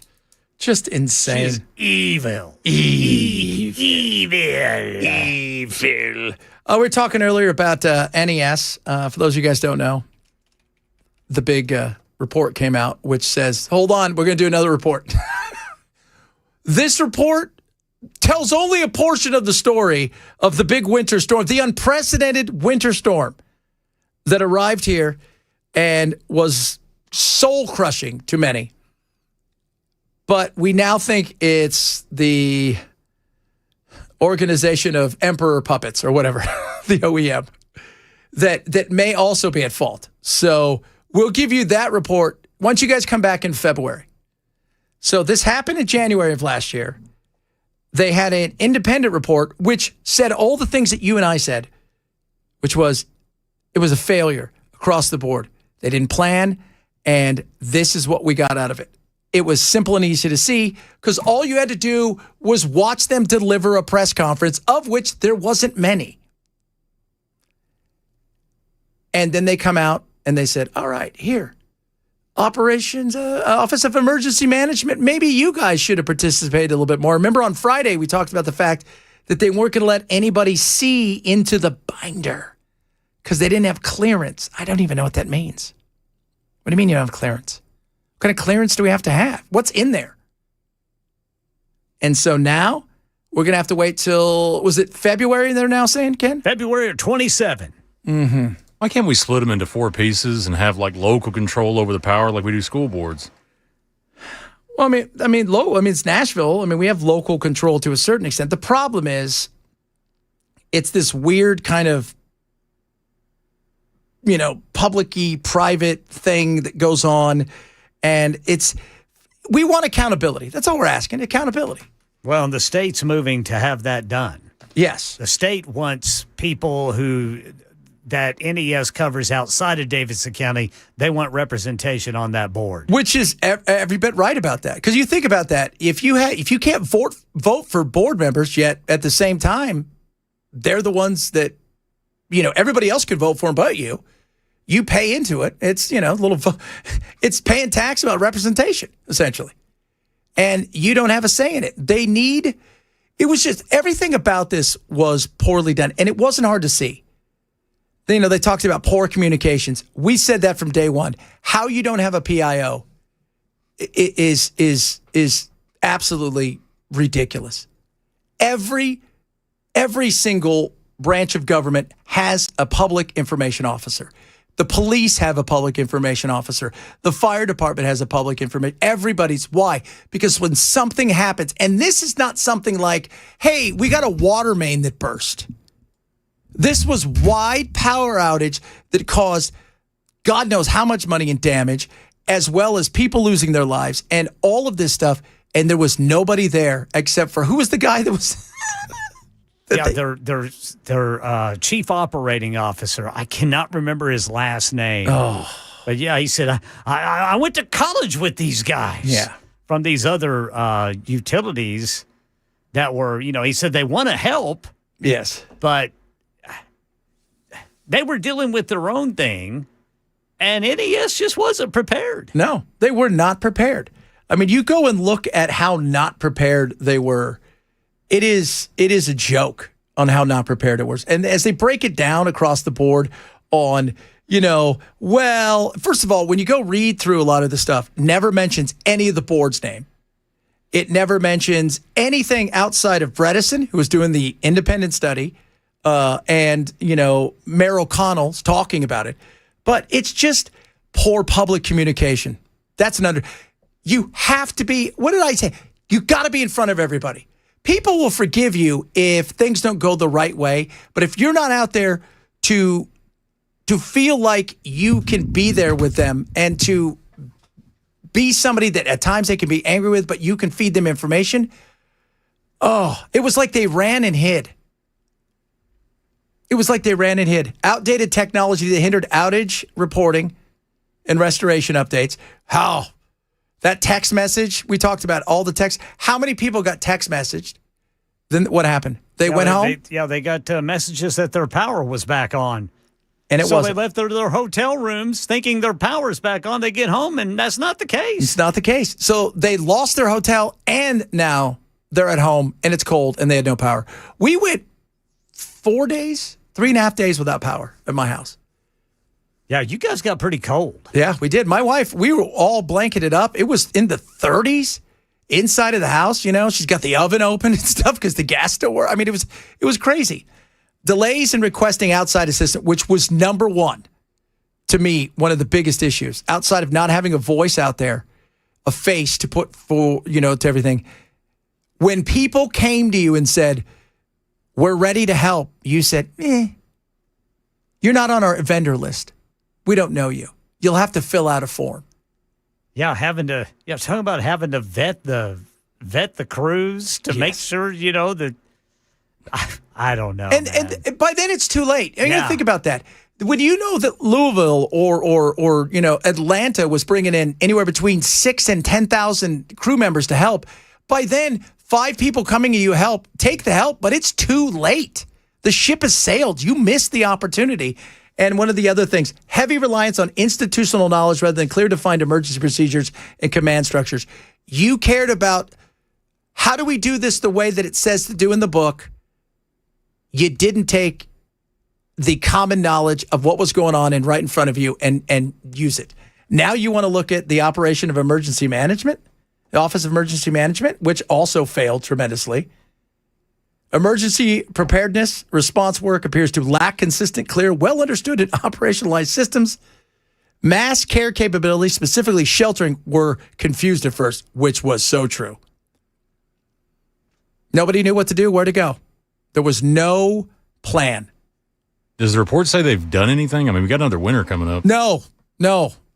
They just knew that what they did last year was not good. So let's do the opposite. And the decision to operate the Emergency Operations Center virtually until several days after the storm was considered questionable by multiple committee members. Think about it. Hey, guys, work from home today. Okay. Once again, you failed across the board. And we're supposed to have a big winter this winter with El Nino that is supposed to make it potentially way worse. We'll see if that happens. God willing, it doesn't. But do I think that they're in place right now? No. And if you're talking about the fact that it's a year on and we're still waiting for another report, what did we say? They're going to drag this thing out. They're going to make it ridiculous. They're going to put a lot of big words in there. They're going to say a lot by saying very little. And at the end of the day, everybody keeps their job and we move on. And that's kind of where we're at. So it's sad. It's sad. And it shouldn't be this bad this year because the vegetation was destroyed and we got a lot of new poles up. But that time that it took to do that, and I don't want to hear unprecedented. I don't want to hear unprecedented. That's ridiculous. Because you have satellites. Everybody saw it coming. What did you think? All the other surrounding states were making stuff up to fool us? Hey, we'll do a big joke and tell them we hired all these people. Just a joke. A joke, I say. Coming up on Sunday, she's going to be here. Jerry Green's going to come in. We're going to do an interview. I'm making Bell come in that day. That's if he gets back from his Amish sandwich trip that Ken has sent him on. And this will be fun. I want to talk to, everybody. I don't think she's, I know she's trying to do everything she can to get her to debate. She's just not going to debate. There's no reason for her to debate. How much money is she going to get? Is the Democratic Party really going to try? No, I don't think so. It would. No, because I think they look around and they're saying to themselves, they're looking around and going, all right, we're going to have to fight hard to get, where are they going to spend their money? They're going to spend it with the likes of where they think they're going to make a difference, where they can win the Senate. So they're looking over there in Texas and going, all right, Tallarico, we're going to throw more money at him. Ossoff's got tons of money. He didn't have to worry about anything. Yeah, they're not worried about governors. No, they're not really worried about governors. And so she's got to do it herself. But when you go and look at the likes of Monty, his ROI was big. And could she make a difference in this, Jerry, to the point where she makes it uncomfortable? Yeah, I think so. But I mean, like I said, they're not going to they're not throwing a ton of money at this. Because even if she won, her power is super limited. Because there's a super majority. Yeah. So, but it's at the same time, that's also saying, hey, even though you've not really done anything, even though you won't debate anybody, even though our debt's gone crazy while you were on, part of the team out there in D.C. as a senator, all of this stuff, we still think you're worthy of this position, even if you don't do anything or give the people of Tennessee even a conversation outside of some staged interviews. That's also, what does that say about people who are willing to go, yeah, I'm going to give her my vote? That isn't a good look either, kids. You know what? We need some happiness. You know who makes me happy? Rodney. Yes, sir. We need some motivation. And Rodney's got motivation for us today, guys. He's got some motivation for us that's going to make us smile and give us the lease on life that we need. We'll do that straight ahead. Chad Benson Show, Super Talk 99.7.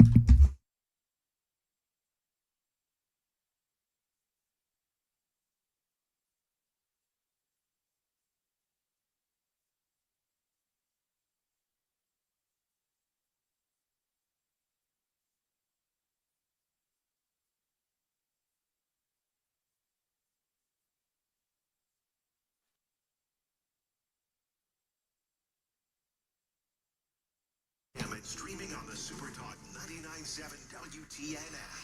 Home title. Let me tell you something. You need HomeTitleLock.com. AI has made it so much easier to do everything, including steal your title, steal your home right out from underneath you. And it's happening more and more every day. Article the other day talking about it's easier to steal a title in Arizona than it is to steal a television. And it's happening more and more.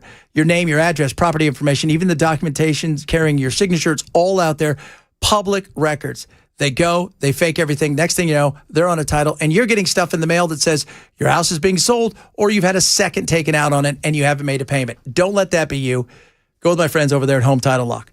24/7 monitoring, and it alerts you to any changes going on. And if you were somehow to become a victim of title theft, guess what? They're going to spend up to $1 million helping restore your title. So don't assume because you're protected, because you have homeowners insurance. Check your title records. Find out what's actually on file. Go to HomeTitleLock.com today/Benson. Use the code Benson. You're going to get a free title history report, a free trial of $1 million triple lock protection. It's HomeTitleLock.com/Benson. HomeTitleLock.com/Benson. Promo code Benson.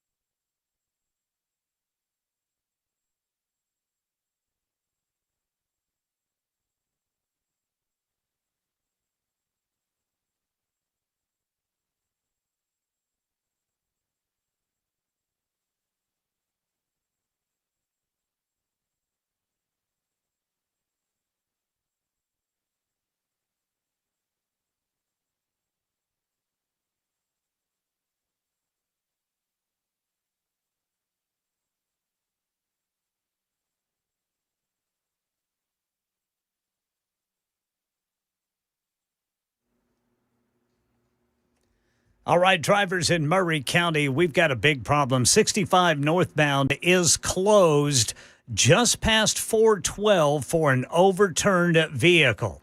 Also, Englewood got a crash. Gallatin Pike southbound and McGavick Pike in Antioch. We've got crash Harding Pike, West End Avenue, Broadway, Lafayette, Murfreesboro Pike. It's affecting all of those roads. And in Bellevue, an injury crash, Harding Pike. That's really messing things up there. A Metro Commission examining Nashville's response to January's ice storm, urging improvements. This is another interim report on the ice storm. We'll go over what this one says coming up at 2 on Super Talk 99.7 WTN. Do. Every single day we turn to our man, Rodney, who just lifts us up, gives us motivation, because sometimes we need it. Can you believe it? We get to do this live thing again today. This is pretty super freaking awesome. Hope you make it a great one. Or at least I hope it's okay. Or at least it's not, horrible. Okay, bye. Can you believe it? Let's just hope it's not horrible. No, it's the best. Your day started out, but so far it's going okay. Right? It's Monday, dude. It's Monday. It's beautiful. We've lost our weekend freedom. It's time to, by God, get back to work. Yes. And because we don't need to not work. I've been watching a lot of these influencers out there, the Ben Shapiro's of the world.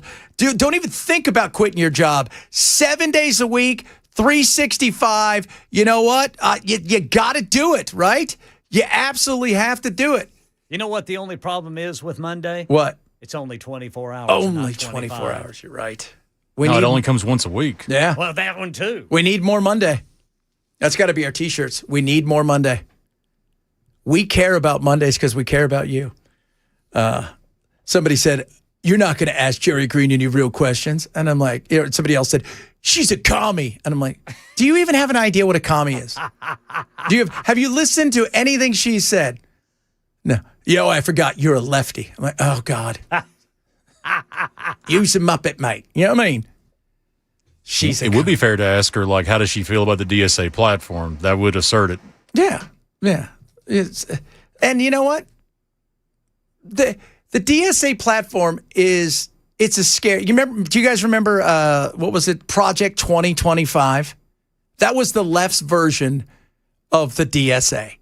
It's all coming for you. It's all going to happen. It was a scare tactic. And that's what the Republicans are doing. It's a scare. Nobody's running out. We should abolish the police. Oh, there's been idiots out there that have said stuff, but they're not running on that stuff anymore because they realized it was dumb. And by the way, they've not abolished the police anywhere. Nor should they. That's ridiculous. But if I can put crazy on the radio or television and have them say crazy things, you're going to do it because it's good entertainment, but it's not reality. Yeah, we need to do another one of those DSA meetings. Yeah, we should probably do that. That was funny. That was fun. I'll go find some more tonight from the latest one because I'm sure it's wacky. Pasta, no center sandwich. That was so awesome. Coming up, hour number 3 of the program on this Monday. Chad Benson, 7-10-99.7.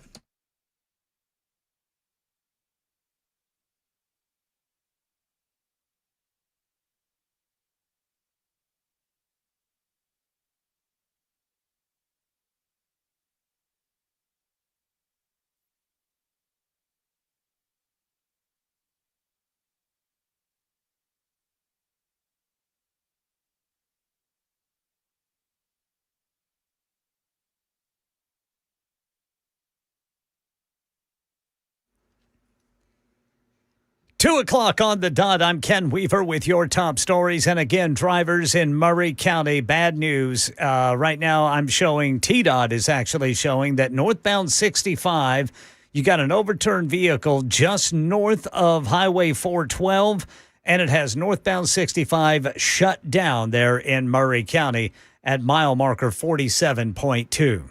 Also, the heat advisory in effect until 7 o'clock tonight for feels-like temperatures of at least 105 degrees. They're expected to go higher in some places, but we could get some relief with a cold front, if you will, moving through, bringing us the potential for severe thunderstorms here in Middle Tennessee, a very low-level threat, but nonetheless a threat. And if we do get some of those showers and thunderstorms, they could cool us down. The timeline for that is going to be between 3 o'clock and 8 o'clock tonight. Got the full forecast coming up in 5 minutes. Here in Nashville, a Metro Commission examining Nashville's response to January's ice storm is urging improvements in communication between Nashville Electric Service and city government. The report says emergency operations should be reviewed to ensure the city can respond effectively to future disasters. Commissioners also found a need for stronger outreach to community groups, vulnerable residents, and non-English speakers.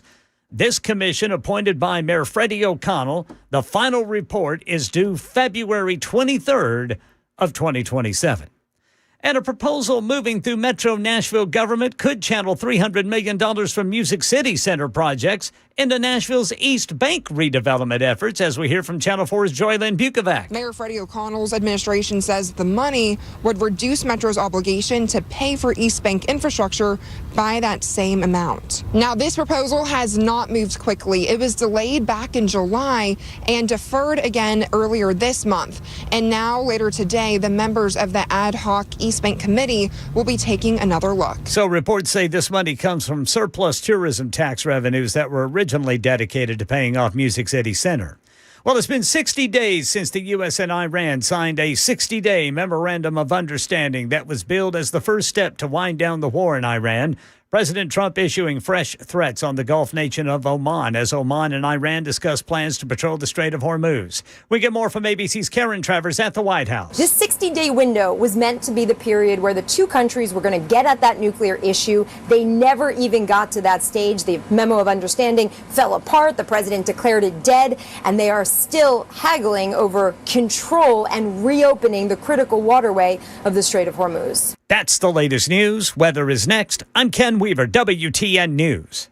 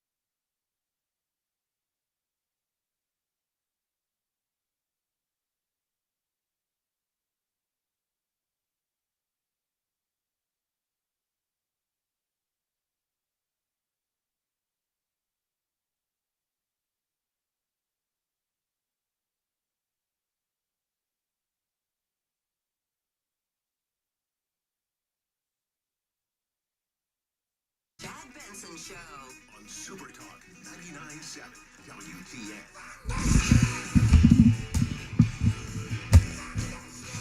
The song should be called Happy Monday. Yeah, yeah. It is a Monday. We're giving it all the news. By the way, a lot of you are chiming and going, I bet Matt's going to be late. Oh, yeah. He's been Monday struck. He might have been. Yeah, because if he's headed up 65 right now, that thing is backed up. Now it's backed up well beyond 412 and 99.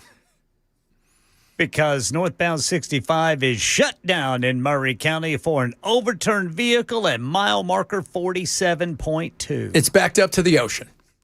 It's backed up all the way to Birmingham. So just to let you know that I haven't heard anything, whether or not he's going to be late. But if he's late, no worries. We got it. If he's not late, because I know Matt, he might just make it by the skin of his chinny chin chin. He's got that big old truck, man. He'll just go off-road. Brother Matt Murphy will off-road it. But you and I practice for Mondays for this very same reason. Well, yeah, Saturday morning at like 3 o'clock, I drove out to the middle of nowhere. Is that where you dropped Bell? Well, no, that came, he was in the trunk at the time. So he would be totally fine with that if he could sleep. No, I got out of my car, man, and I walked barefoot on a gravel road for about a mile, pretending that I'd run out of gas because of a issue with my gas cap not working properly and everything evaporating. Wow, that's good. I like the scenarios you put yourself in. Yeah. Whoa, people are sending pictures of the accident, and holy mother of goodness. Yeah, it's not good. It is not good. It's probably going to be closed for a while. Yeah. Do we have any? Does it look like something spilled? No, it's a car that, as I am looking at this picture right now, Ken, I will describe it to you. There are no doors left on it. Goodness. It is upside down. It is off the side of the road, but there is no doors on either side. And it looks like there had to be some, goodness. The jaws of life may have had to be used. I haven't heard anything about if anybody was injured. You're just describing the wreckage. Just describing the wreck, but it was definitely. That's too bad. Yeah. So it is definitely pretty nasty out there. So if you're going to be out there today, a few things you need to know. First of all, it's Monday. Phenomenal. It's always good. Secondly, there's going to be traffic because that's what we're all about.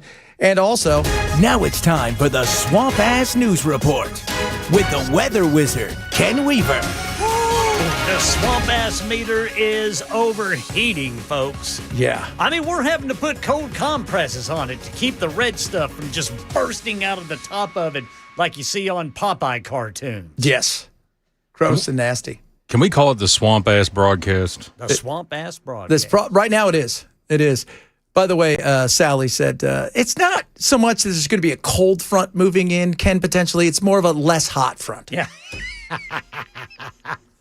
That's right, Sally. But it's going to be nasty out here for the next, day or so, and the potential for some weather. We're going to get some weather maybe. Yeah, we're not going to get any tornadoes, though. Thank God. We need this rain. We need to cool this thing off. Yes. My mom and dad in Tulsa, I was talking to them last night. They've had like 9 straight days of real temperatures above 100 degrees and heat index like around 110. And they're pretty tired of it over there in Tulsa, Oklahoma. We're pretty tired of it here, too. We haven't had 10 straight days, but it's been pretty dadgum hot. We've had several days of in and around 95 to 100. Yeah. And the feels like temperatures of, like right now, we're at 102. And so that's swamp ass. That is. That's and gross. by the way, going back to our Friday show, I hope everybody took our swamp ass tips if you had a date on Friday night. Oh, yeah. How to, get rid of the swamp ass before you go on your hot date. Yeah, definitely. If you're going out to the fair, everybody's swamp ass in it, so you're just going to have to deal with that. Yeah, there's swamp ass running amok out there. If you roll out there and you look around, you're like, there are a lot of cats out here. There's a reason for that. Swamp ass in mass. Yeah, so but you're right. Just as we say, be careful. Hydrate, and hopefully in the coming days we're going to see a dip in the weather. But today we've got the perfect storm for a Monday. We've got traffic, and you hit it this morning. What was the traffic this morning for? Would you have an? It was beautiful. Brother Ryan got into it too. Brother Ryan and I, we observed the same fella that was backing everybody up. Yeah, there was a wreck, and there was a bunch of emergency vehicles, cops, and those yellow trucks. Yeah. And after we got past that, this guy, I guess his car overheated sitting there in traffic, and so it was like a secondary event after the main one. God, that's got to suck. Yeah, you had like three things going on. You had a crash just beyond Bell Road. Then you had the fella whose car overheated or something, and he was blocking like the inside left, or I think the inside right lane. And then you had more emergency vehicles up at Haywood Lane. So it was glorious. And what it allowed me to do is it allowed me to close my eyes, roll all of my windows down, and take in the parade of unpleasant odors. I mean, we're talking from diesel exhaust to just regular exhaust, to the decomposing roadkill, and to apparently somebody's trash in the area. Don't forget brake shoe dust. Oh, yeah, brake shoe dust, too, yeah.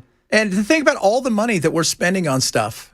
And how about we spend it on, I don't know, just getting the dead animals off the side of the road. Or the middle of the road. Or any of the road. Yeah, there's been a couple of deer carcass out there on 24 that I've encountered ever since June. And they're just going to leave them there. Well, they're almost done. Well, they're almost skeletons. Oh, God. So just gross, hot, and then lots of traffic. That's the world we're living in right now. But as early as today, folks, tomorrow's high looks to be 90 degrees. Ooh. Can you imagine how much better that's going to feel? That's going to feel really, really good. I mean, we're going to have to wear a jacket. Or at least a windbreaker. Yeah. Oh, yeah. A little something like that, for sure. Don't want to catch a cold. No. It'll be just like January when we had the big freeze. Was that the old saying where people were worried if you got too cold, you'd catch your death? Yes, catch your death. You're going to catch your death out there. I'm like, I don't know. I don't think you guys understand how viruses work. Yeah. This isn't it. Like hypothermia, like tomorrow, I'm looking at the week, not tomorrow, but potentially Thursday, we might get some hypothermia. Because we could see 87. Look at that, dude. Yeah. So I feel sorry for those kids going to be waiting on the school bus. Oh, they're going to freeze to death. Is it amazing? It's like, we've got the fair going on. You're like, we should start the fair, A, when the kids all go back to school, because that's a good time. And B, if there's any way we can make it hotter, that'd be great. We could do it in October, but it makes a lot more sense if it's 143 degrees outside. When people are eating stuff. Hold it on blacktop. It's just so. Even watching the news, because I'm like, yeah, I love the fair, but even watching the news reporters, they're like, there's times they look miserable. They're dying. Yes, they're drenched. They're like, I'm out here at the fair. Why? What did I do to you guys? So be prepared for the next couple of days, guys. All we're saying is. Drink a lot of liquids. Don't be stupid. And if you're going to be on the roads, don't be an a-hole. Yeah, I didn't run into any of those today. No. Man, it's got to suck when your car, like... That guy breaks down. That person didn't go out, you know what I'd like to do today? Have my car break down in front of everybody. Well, I mean, I kind of envied him because he was having a really good Monday. I don't think you did envy him. I think that's a lie. His Monday was going really good. Going like gangbusters, kids. Oh, how long did it take you to get in? It took over an hour. What about you, Ryan? Yeah, I was going to get here. The GPS said 10:14. Yeah. By the time I actually got here, it was like 10:58. Yeah, at one point, mine went all the way to 11:35. I wasn't going to get in until 11:35, but then, I don't know, they got one of them cleared up, and that was pushed back to 10:27. And I left at 9:27. Oh, man. Yeah, I was in Murfreesboro, and I left about 9:30 as well. And both of you, for those of you guys who don't know, Bell's not here this week, and Ryan, much like Ken, has said to himself, you know what I'd like to not have? Air conditioning. in my car. Well, it's also heat in the winter, too. Oh, you don't have heat in the winter? Ken, do you have heat in the winter? I've got heat. I do have heat. If I open the moonroof, I turn off the recirc, and I go 50 miles an hour, I will get heat in AC. That feels like a lot of instructions to get heat. Yeah, and you got to open the moonroof with the not the full wide open, but just the tilt. Well, and I don't have a moonroof, but whenever I light my fire with lighter fluid, I have to crack the window. So got your carbon monoxide poison detector ready? But I do have heat. I thank goodness for that. But I don't have AC. I hadn't had it for 3 years, and like I said, mine's going to run me about $2,000. 3 years, no AC. $2,000. 3 years. Yeah. Me too. Wow. I walk to work some days, but not right now. Mostly because I'm not quite sure what the weather's going to be like. I walked last week to work on a Monday, but once the rains come, I'm like, I'm not walking to work in the rain. Well, do you live in Nashville?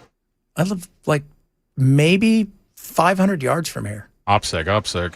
Yeah, so I just wander. See, Brother Chad's got to look out for the homeless folks. I do, which apparently are everywhere, all the time. Somebody said earlier, it's because you're here from California. That's why they're here. I'm like, oh, really? Is that why they're here? Is that why they're here? No. Yeah, no. That's what did it. Trust me, some of these people, there's a lot of them, we talked about it earlier, with the homeless and the growing homeless here. And, now at the Nations, they've got a camp there. They're moving them from point A to point B. They don't know what to do. You're just moving them around. That's all they can do. Yeah. Because we've got to come up with a real plan. And the plan is don't let them get entrenched in one certain area and then move them along. And, these aren't people that are healthy. They're not people who are mentally can really capable of taking care of themselves. They may have a moment here or there, a few of them, but for the most part, they're not all there. You're sleeping with one shoe off outdoors on a bench. You're no longer, you're a shell of who you once were. It's a mental illness drug problem. Yeah, you're not working on getting back into a house. Yeah. Whenever they show you those things, those people that have done well to get back, for the most part, those people are people who they did miss a few checks. They didn't have anybody here because they moved here for some other reason. Right. And they're here and they have there's no couch surfing. And they can barely afford to live even when things were going okay. And they're just doing their best. And now they're trying to get themselves back on their feet. But they don't have a mental illness or a drug problem. Nobody misses a paycheck and is like, I better go out and get some fentanyl. No, that doesn't happen. It doesn't. Or some weed. Starts with the goomies. We know. Starts right there. Right there with the gooms. Right there with the gooms, kids. No, it doesn't. Now, see, if they would let the homeless grow their marijuana out there, maybe they wouldn't be so afflicted by the fentanyl. No, I don't think they would even know what to do with it at this point. They're so far gone, some of these people. Weed does no effect on them. This is about survival in your body, and it's just about your brain telling you need this, you need this, you need this. It's like your body starts turning it into food. Yes. And without it, you're going to die. Yeah, exactly. And it's sad. It's scary. It's scary and it's sad that's the world that we live in. And I mean, that happens to people, and I'm not excusing them, but people want to, try new ways to get high. Well, what they don't know is their body may take that as, you know what, I really like that. I want that now over and over again. Over and over. You can't do anything about it. Yeah, and on top of it being over and over again, to even try to get off of it is impossible because I'm going to tell, your brain's telling you need it over and your body's saying if you don't give it to me, you're done for, and you're going to make poor decisions along the way. Right. And it's a shame, and we've got more and more people that are becoming homeless, and a lot of that too is also because people come here and they get into the scene and they think they're going to be this, that, and the other. A lot of times they come here already in with some issues, and it grows from there. And next thing you know, they're not well. A man talking to the wall with one shoe on in 110-degree heat standing there is not a person that if you gave an apartment to tomorrow and a fixed income, that he is going to be fine. It ain't going to happen. That person has a long road to go and may never get back because their brains are so far gone. And it's unfortunate. Coming up, Oh, this is hilarious. We need some fun. I need funny. Yes, sir. There was something that happened on the news today where a newscaster couldn't stop laughing. We will discuss that. Somebody will probably get mad at us for doing so, but you know what? It's worth the talk. Chad Benson, Super Talk 99.7.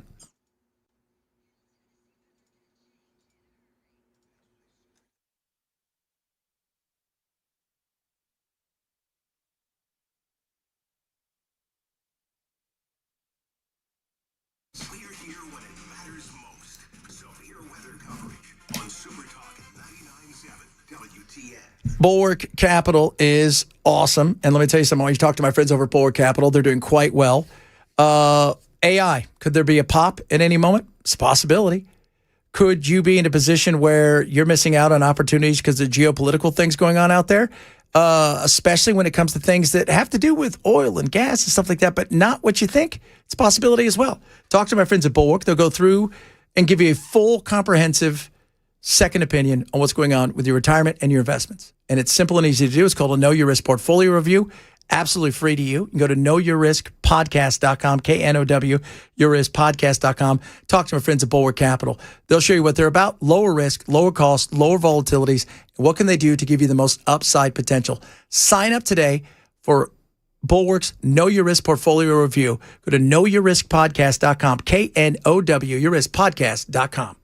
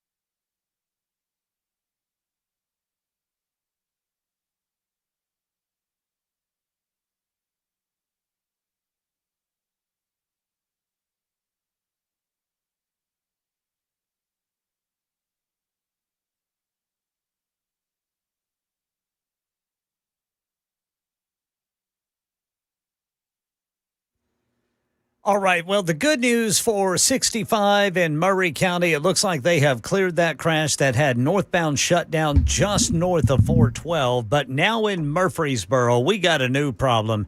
24 westbound, 3 lanes blocked at New Salem Highway. Looks like TDOT is reporting an issue there.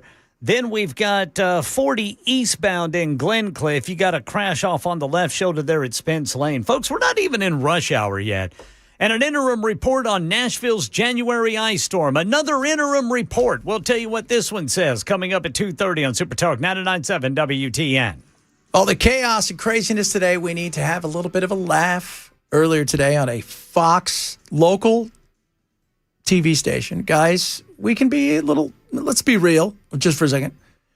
We can be childish. That is, if you can provide yourself with food, and again, they're ice fishing because everything is frozen, and you're looking for fat in the beaver. Yeah, the beaver is the beaver is the most sought after. It is. Ryan, do you think you could eat beaver? It's fat and then it's meat. It made them all sick, though. They all got sick after it. Well, you can't eat diseased animals. Oh, my goodness. He didn't even pretend. He's a juvenile like and we she are. started playing it up because she knew, because they're talking about, like, what kind of animals, if you got stuck somewhere, what could you eat? Ice fishing, this, that, and the other. And she said it. She knew it. They started laughing. And she said, all right, is this what we're going to do? Well, let's do it then. Here we go. Here we go. Could you eat a beaver? I love that. Could you eat a beaver? If I was hungry enough, I'd eat anything. Oh, man. Except for a fish. I don't know if I could eat a fish. You wouldn't eat a fish? No, I'd eat a fish. If I was hungry enough. Absolutely. But I don't like fish. Get you a big old catfish. Because it smells like fish. That's why I don't like fish. You guys all know. Everybody knows it. Man, that person goes in microwaves. Hey, microwave my tilapia. Yeah, we can tell. Yeah. We can tell you did. It's a Monday morning, and it's tilapia from Saturday night. It was already rotten. Oh, Lord. Lordy, Lordy. Play that again, dude. Okay, here we go, because it's worthy. Here we go. So that is, if you can provide yourself with food, and again, they're ice fishing because everything is frozen, and you're looking for fat in the beaver. Yeah, the beaver is the beaver is the most sought after. It is. Ryan, do you think you could eat beaver? It's fat and then it's meat. She knows exactly what she's doing. She even says at the end, they go, you're really funny. We like you. She's like, could you eat beaver? Yeah, probably. I mean, when she said the beaver is the most sought after, that guy goes, yes, it is. Yes, it is. Yes, it is. Very sought after. So, see? Yes. Oh, my goodness. Sometimes men can be stupid. We recognize that. But she also played into it. Oh, she knew exactly what was going on. And we're okay with that. Somebody's going to be like, that's just sin right there. Innuendo and sin. It was, but it's on live TV. And I love that. Oh, my gosh. Live TV, when stuff goes wrong. I love it when it happens. It does. I mean, it's just makes you smile. It does. Because you're like, we're all human. Right? We're all human. When people say ridiculous things or something comes out a way it's not supposed to, how can you not laugh? You have to, kids. You have to. Speaking of laughing, so a lot of stuff still to get to. Talk a little bit about Jerry Green. You're going to treat her nice. As I remind everybody, nice to everybody comes in. I'm not here to fight with you. I want to ask questions. We're going to have her come in on Sunday. She's taking time out on her campaign to hang out with us. So I want to make sure that you guys have your questions ready for her. We're going to ask questions from you guys as well as me this weekend. So it'll be fun. We're going to tape it. We even got Bell to come back from his Amish vacation. Dude, that would be great. We should do that, Ken. We should set up, we should go to some of the Amish and say, hey, would you guys, they have dude ranches. Would you guys do that? Would you have people come out here for a week and live like the Amish? Can we send Bell out here? Can we send Bell out here and see what it's like? Yeah. Because they always seem like they're doing nothing, right? And Bell loves working. So he could use some downtime. Gonna need a sandwich supply, though. Oh, there'll be a sandwich supply. Good one as well. So, but wouldn't that be neat? Hey, would you like to live like it's the 1800s? Not during football season. Oh. After football. After football season. All right, coming up, we'll talk a bit about that. Obviously, what's going on with NES, which is interesting. And then Thursday, we're having somebody come and talk about the fairgrounds. What should happen? Man, I got attacked. By the way, as I told, we come back, I'm going to tell you about what happened on Friday. When I just kind of mentioned the fairgrounds as if it's my fault. Jeff Benson, Super Talk 99.7.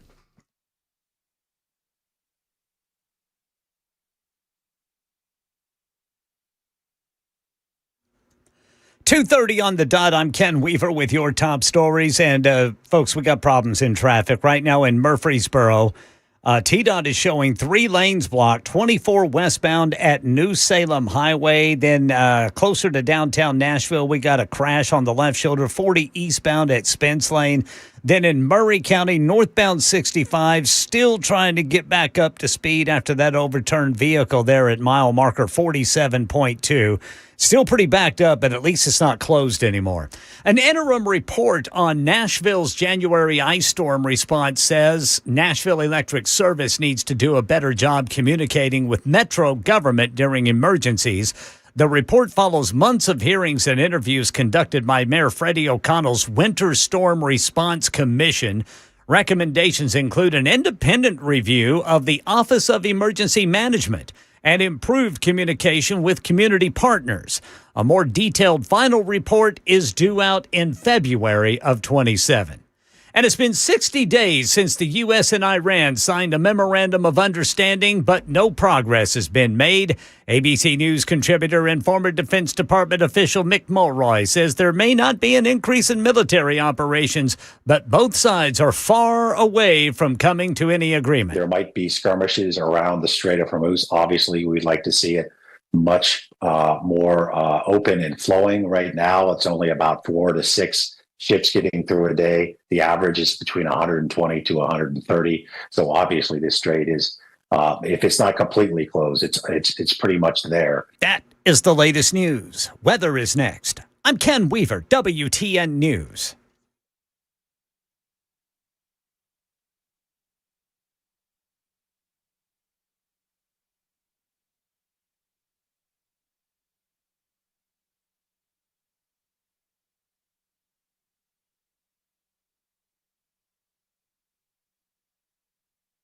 From the Beacon Capital Management Weather Center. I'm WSMB4 First Alert Meteorologist. Beacon after this. Another hot one today with a heat advisory in effect through tonight. Our feels like temperatures will be feeling like the triple digits. We could also see some pop-up thunderstorms this afternoon into this evening. Main concerns will be heavy downpours and gusty winds, especially in areas east of I-65. Catch a weather update on the free First Alert weather app. All right, guys, Beacon Capital Management helps you with everything when it comes to your retirement. First things first, if you're nearing retirement, right? Maybe you're in retirement, market volatility is crazy. Maybe has you up late at night. Why don't you do this? Get a free retirement ready toolkit from my friends at Beacon. They're going to get you a Money Enough for Life book, a retirement planning checklist, and a guide for maximizing your retirement income. No cost, no obligation, absolutely no pressure. But on top of that, what about taxes, which is a big deal? And obviously some stuff in the One Big Beautiful Bill is out there, but those things are going to expire. And then with all of the debt we have, what do you think is going to happen? At some point in time, taxes may be coming much bigger. They've got you covered at that, especially for people out there on a fixed income. Higher taxes are going to have significant impact on your income. So what are you going to do? You're going to call Beacon, 615-488-9303. They're going to help you evaluate strategies aimed at reducing the impact of taxes on your retirement. They have many great plans. It's about doing the right thing for you when it comes to taxes, investments, your income, healthcare. Beacon's got you covered across the board. Call Beacon today, 615-488-9303, or online at askbeaconnow.com to learn more. For Beacon Capital Management, this is a paid placement.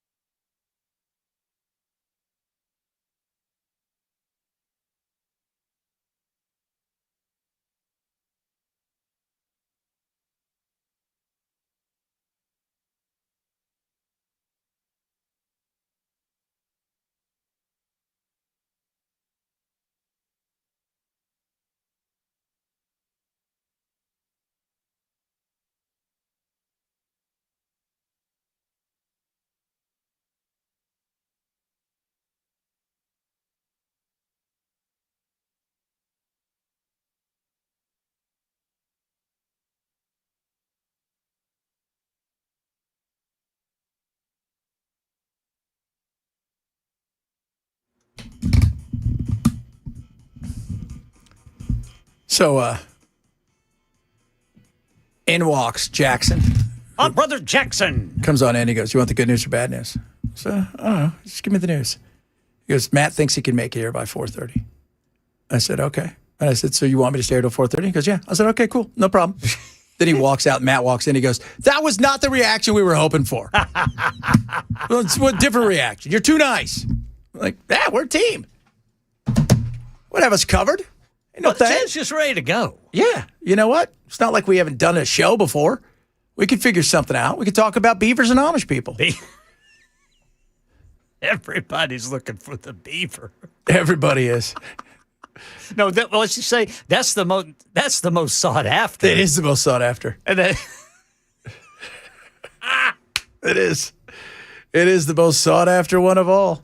That guy goes, "Yes, it is." Yes, it is. And they started laughing and they knew it was on. That kid's on. By the way, apparently there is a place in Pennsylvania where you can go live like an Amish getaway.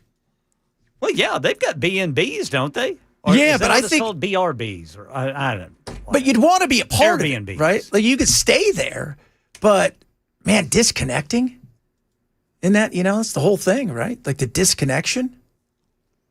It'd be hard to do. It's not Especially your during average football modern season. woman to live like that. You got to have football. Yeah. Well, you're done. You're not going to do it in football season. No. But, I mean, that's the thought process of going and disconnecting is, like you said, can you even do it? Well, here's the thing. The Amish, they can't use like white noise machines to go to sleep to. Oh, can they? yeah. They got just those gotta- fans, those air-powered fans. Oh, they've got fans. Okay, see, that's some good white noise. That was an air-powered fan. I've seen these Amish shows where they have like pneumatically driven fans. I believe it. They can do anything. Like the pneumatic force pushes a motor that turns a fan inside their house. Interesting. That'd be interesting. Yeah, see, you would have a tough time because you know what, though? The windows are open and they're out in the middle of nowhere, so you're going to get lots of noise. I'd have plenty of tree frogs and cicadas. Yes. To help me. Absolutely. 100% you would. And probably cannabis. That'd be funny if we found out, there's... the Amish can grow some cannabis. Oh, hell yeah. They're moving weight. They're rolling in it. Let's just say the Amish, I'm sure, they are rolling in it deep, man. They're like, who you guys sell to? They're like Pablo Escobar of the upper Midwest.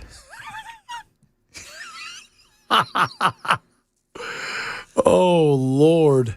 You better be careful of some Amish brownies. Yeah. They'd get you.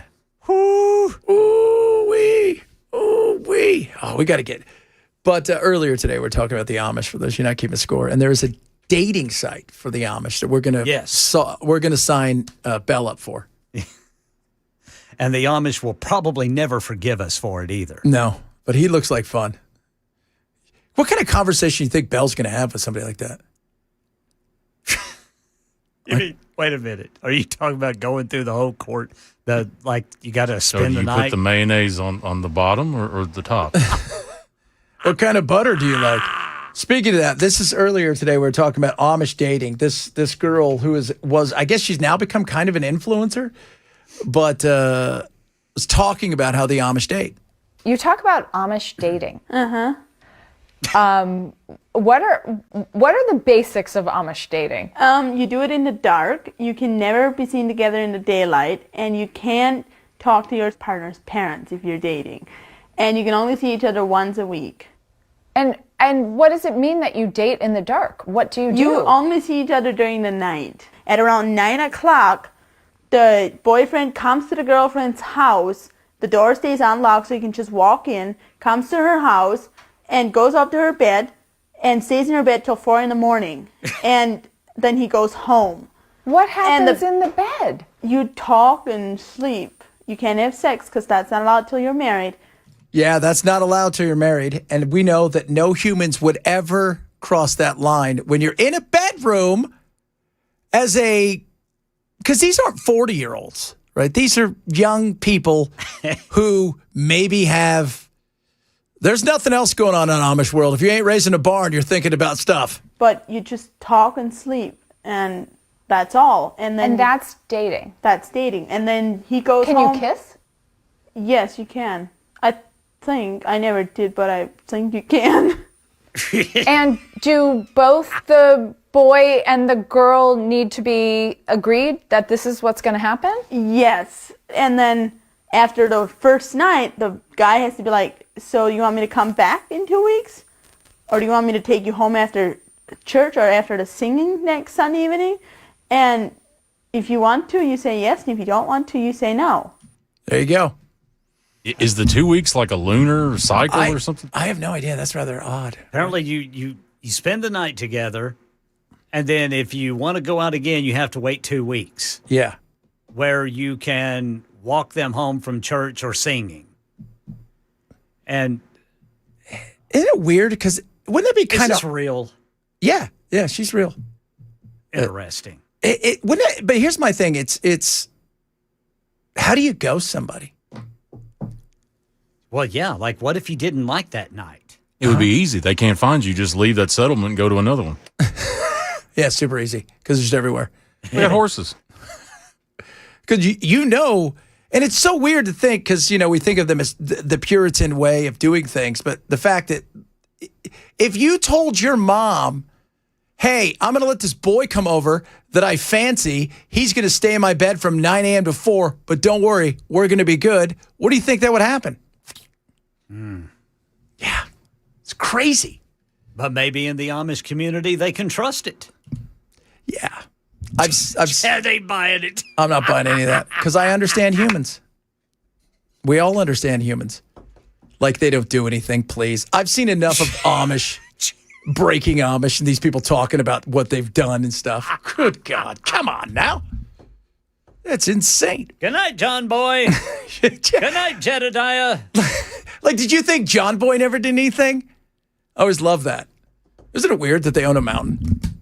Yeah, they had their own mountain. But they were always poor. Yeah. How do you own a whole? Oh, yeah, because where were they? Were they in West Virginia? I don't know where the Waltons were. My assumption it had to be West Virginia, right? That was before my time. Okay, settle down there. They had a whole bunch of kids. Millennial. Whole bunch of kids. They did. They had a whole mess. Let's see. There was John Boy. I can remember John Boy and Sarah Allen, or Sarah Ellen. Yeah, Sue Ellen. Yeah, but then who was John Boy's younger brother who was almost his age but just not quite? I can't remember his name. Okay, so here are you had John Boy, you had John Walton Sr., you had Olivia Walton. Olivia. Zebulon, that was Grandpa. Esther. Jason Walton. Okay, Jason was the second to the oldest brother. Mary Ellen Walton Willard Jones. Wow. Very progressive for the time. Benjamin Ben Walton. Yes, sir. Aaron Esther Walton Northridge. James Robert Jim Bob. Elizabeth Tyler Walton. Elizabeth.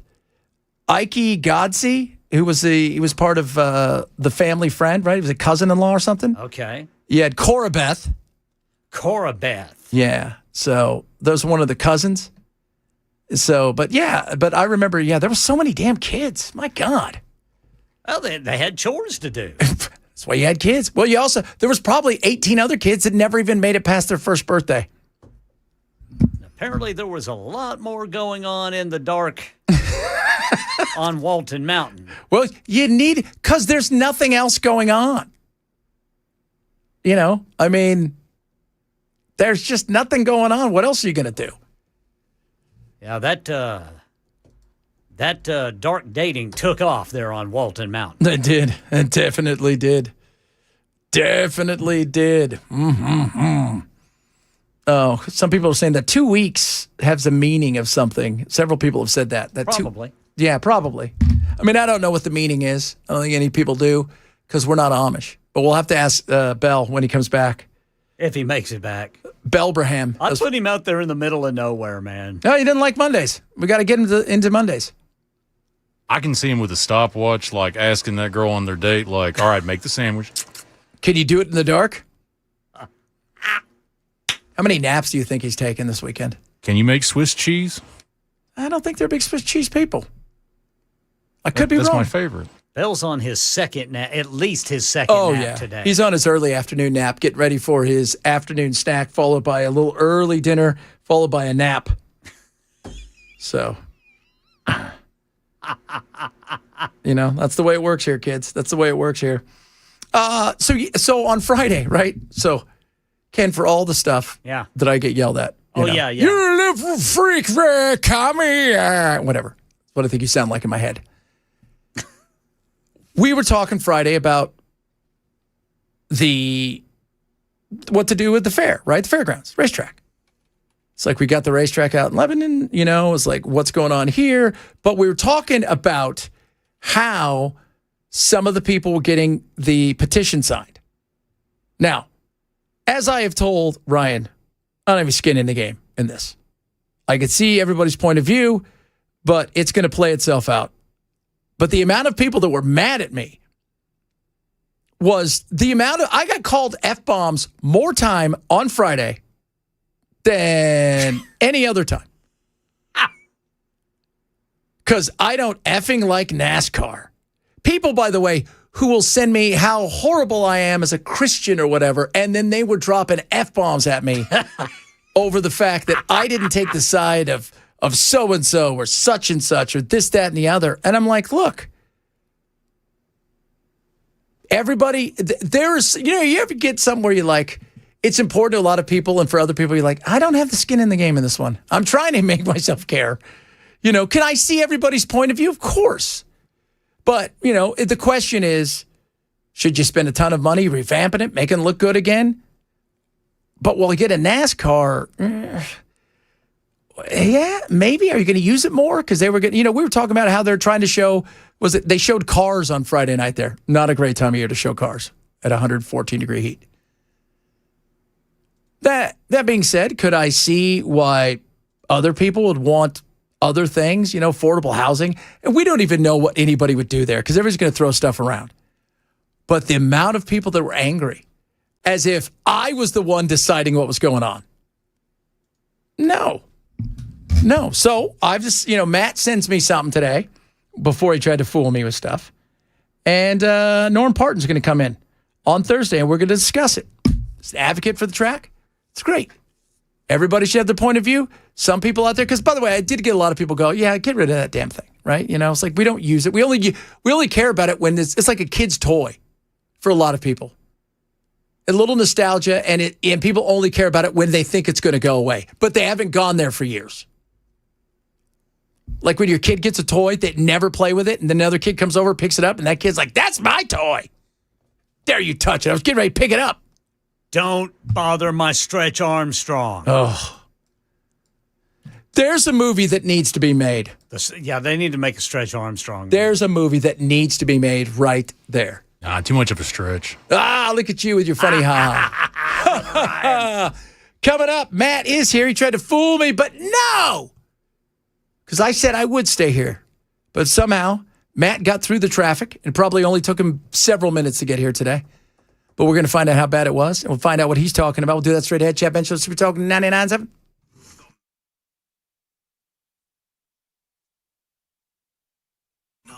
Would sit through a 4 or 5 or 6 hour debate, but ultimately, Jeremy, it represents a manifestation of what the political candidate is ultimately trying to do, and that is you are applying for a job. The Matt Murphy Show, weekdays 3 to 7, and streaming on the Super Talk 99.7 WTN app.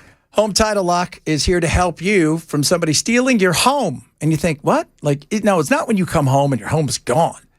It's stealing the title right out from underneath you and then taking that title and maybe trying to sell your home right out from underneath. Getting tons and tons of loans against the property, and you have no idea before it happens. It's too late because everything's out there. Public record. Your name, your address, all the property information, your signature with AI, the way they can fake documents, it's easier than ever before. That's why Home Title Lock is here to help. They're going to monitor your property 24/7, right? So if anything happens, they alert you to it immediately. Top of that, if you are a victim, right, of title fraud, they're going to do everything they can, spending up to $1 million to restore your title. So don't assume because you have homeowners insurance that you're fine. Check your title. Find out what's really on file. Go to HometitleLock.com/Benson. Use code Benson. Get a free title history report plus a free trial of $1 Million Triple Lock protection right now. HometitleLock.com, promo code Benson. HometitleLock.com, promo code Benson.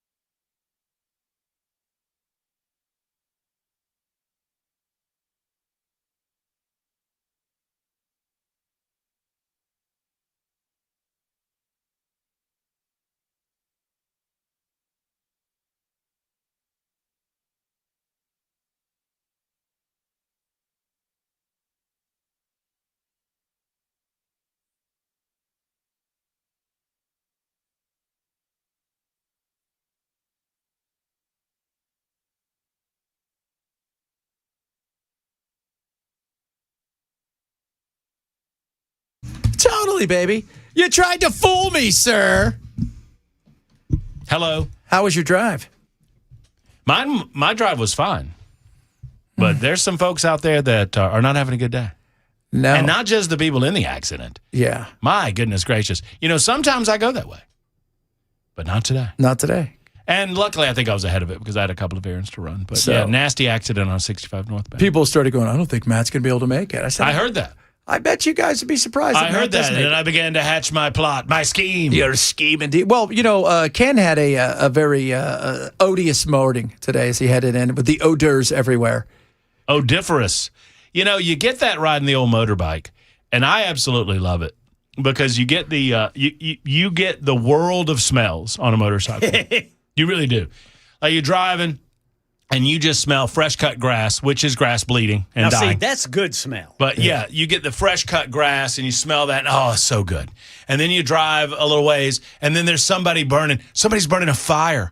And you smell the crackle of the fire. Oh, it's so good. And then you smell the cow poo. Yeah. That's not so good. Or the carcass, as he was pointing out today. The dead carcass they leave everywhere. The skunk or the carcass. And if you're driving with an open face helmet and you got your mouth just a little bit open, you eat it. Oh, I ate some of it. Solid. I ate some of the possum. Roadkill. Yeah. Yeah, it's bad. Yeah, he said today, he goes, I got to smell copious amounts of stuff. It was a parade of unpleasant odors. I believe, as senses go, I think the olfactory senses, I think they get a little bit of the shaft.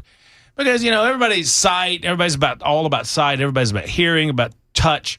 But if you lost your sense of smell, you'd lose your sense of taste. Y'all know that, right? Yeah. Because you can't. You know what? If we all lost our sense of taste, what do you bet we'd all eat better? Oh, yeah. Yeah. Because, you know what? I'll eat this fish because I can't smell it or taste it. It'll be okay. It's better for me. I mean, I'm not going to eat ranch dressing if I can't taste it. Yeah. Right? I know what it is. Yeah. I know that it's not good for me, but it's so delicious. It's so delicious. But if I can't taste it, what do I care? What do I care? Oh, you might as well just drink water all day and just have fruits and vegetables. We're all Ebenezer Scrooge eating gruel. Ooh. Gruel. Human old potato. Oh, lordy. What do you talk about today in your big show where you try to fool me? Obviously we got the ice storm report. Oh, solid report. Which is just, that's why we empower these blue ribbon commissions, boys. I know. That's why we do it. This is why we do it. Solid. This is the payoff, right? Yeah. This is why the payoff is, hey, guys, wait till February. Yeah, that's right. And then in February we're not going to do anything. No. But you know what? We had a big report. They're going to bind it. There's going to be a binder. Got to be a binder. I'm certain that they're going to bind it. 100% binder. And nobody's going to read it, but that's okay because it's bound. It's ready for perusal. And if anybody wants to go look through it, they can. And there'll be a laundry list of after action. Yeah.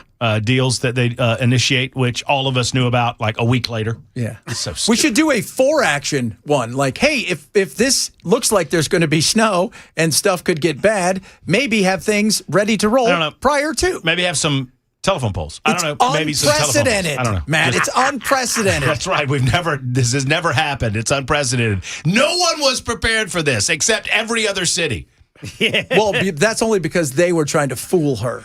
But she was too smart for them. She was too smart for those people out there. Look how much energy and effort goes into not firing one old lady. Yeah.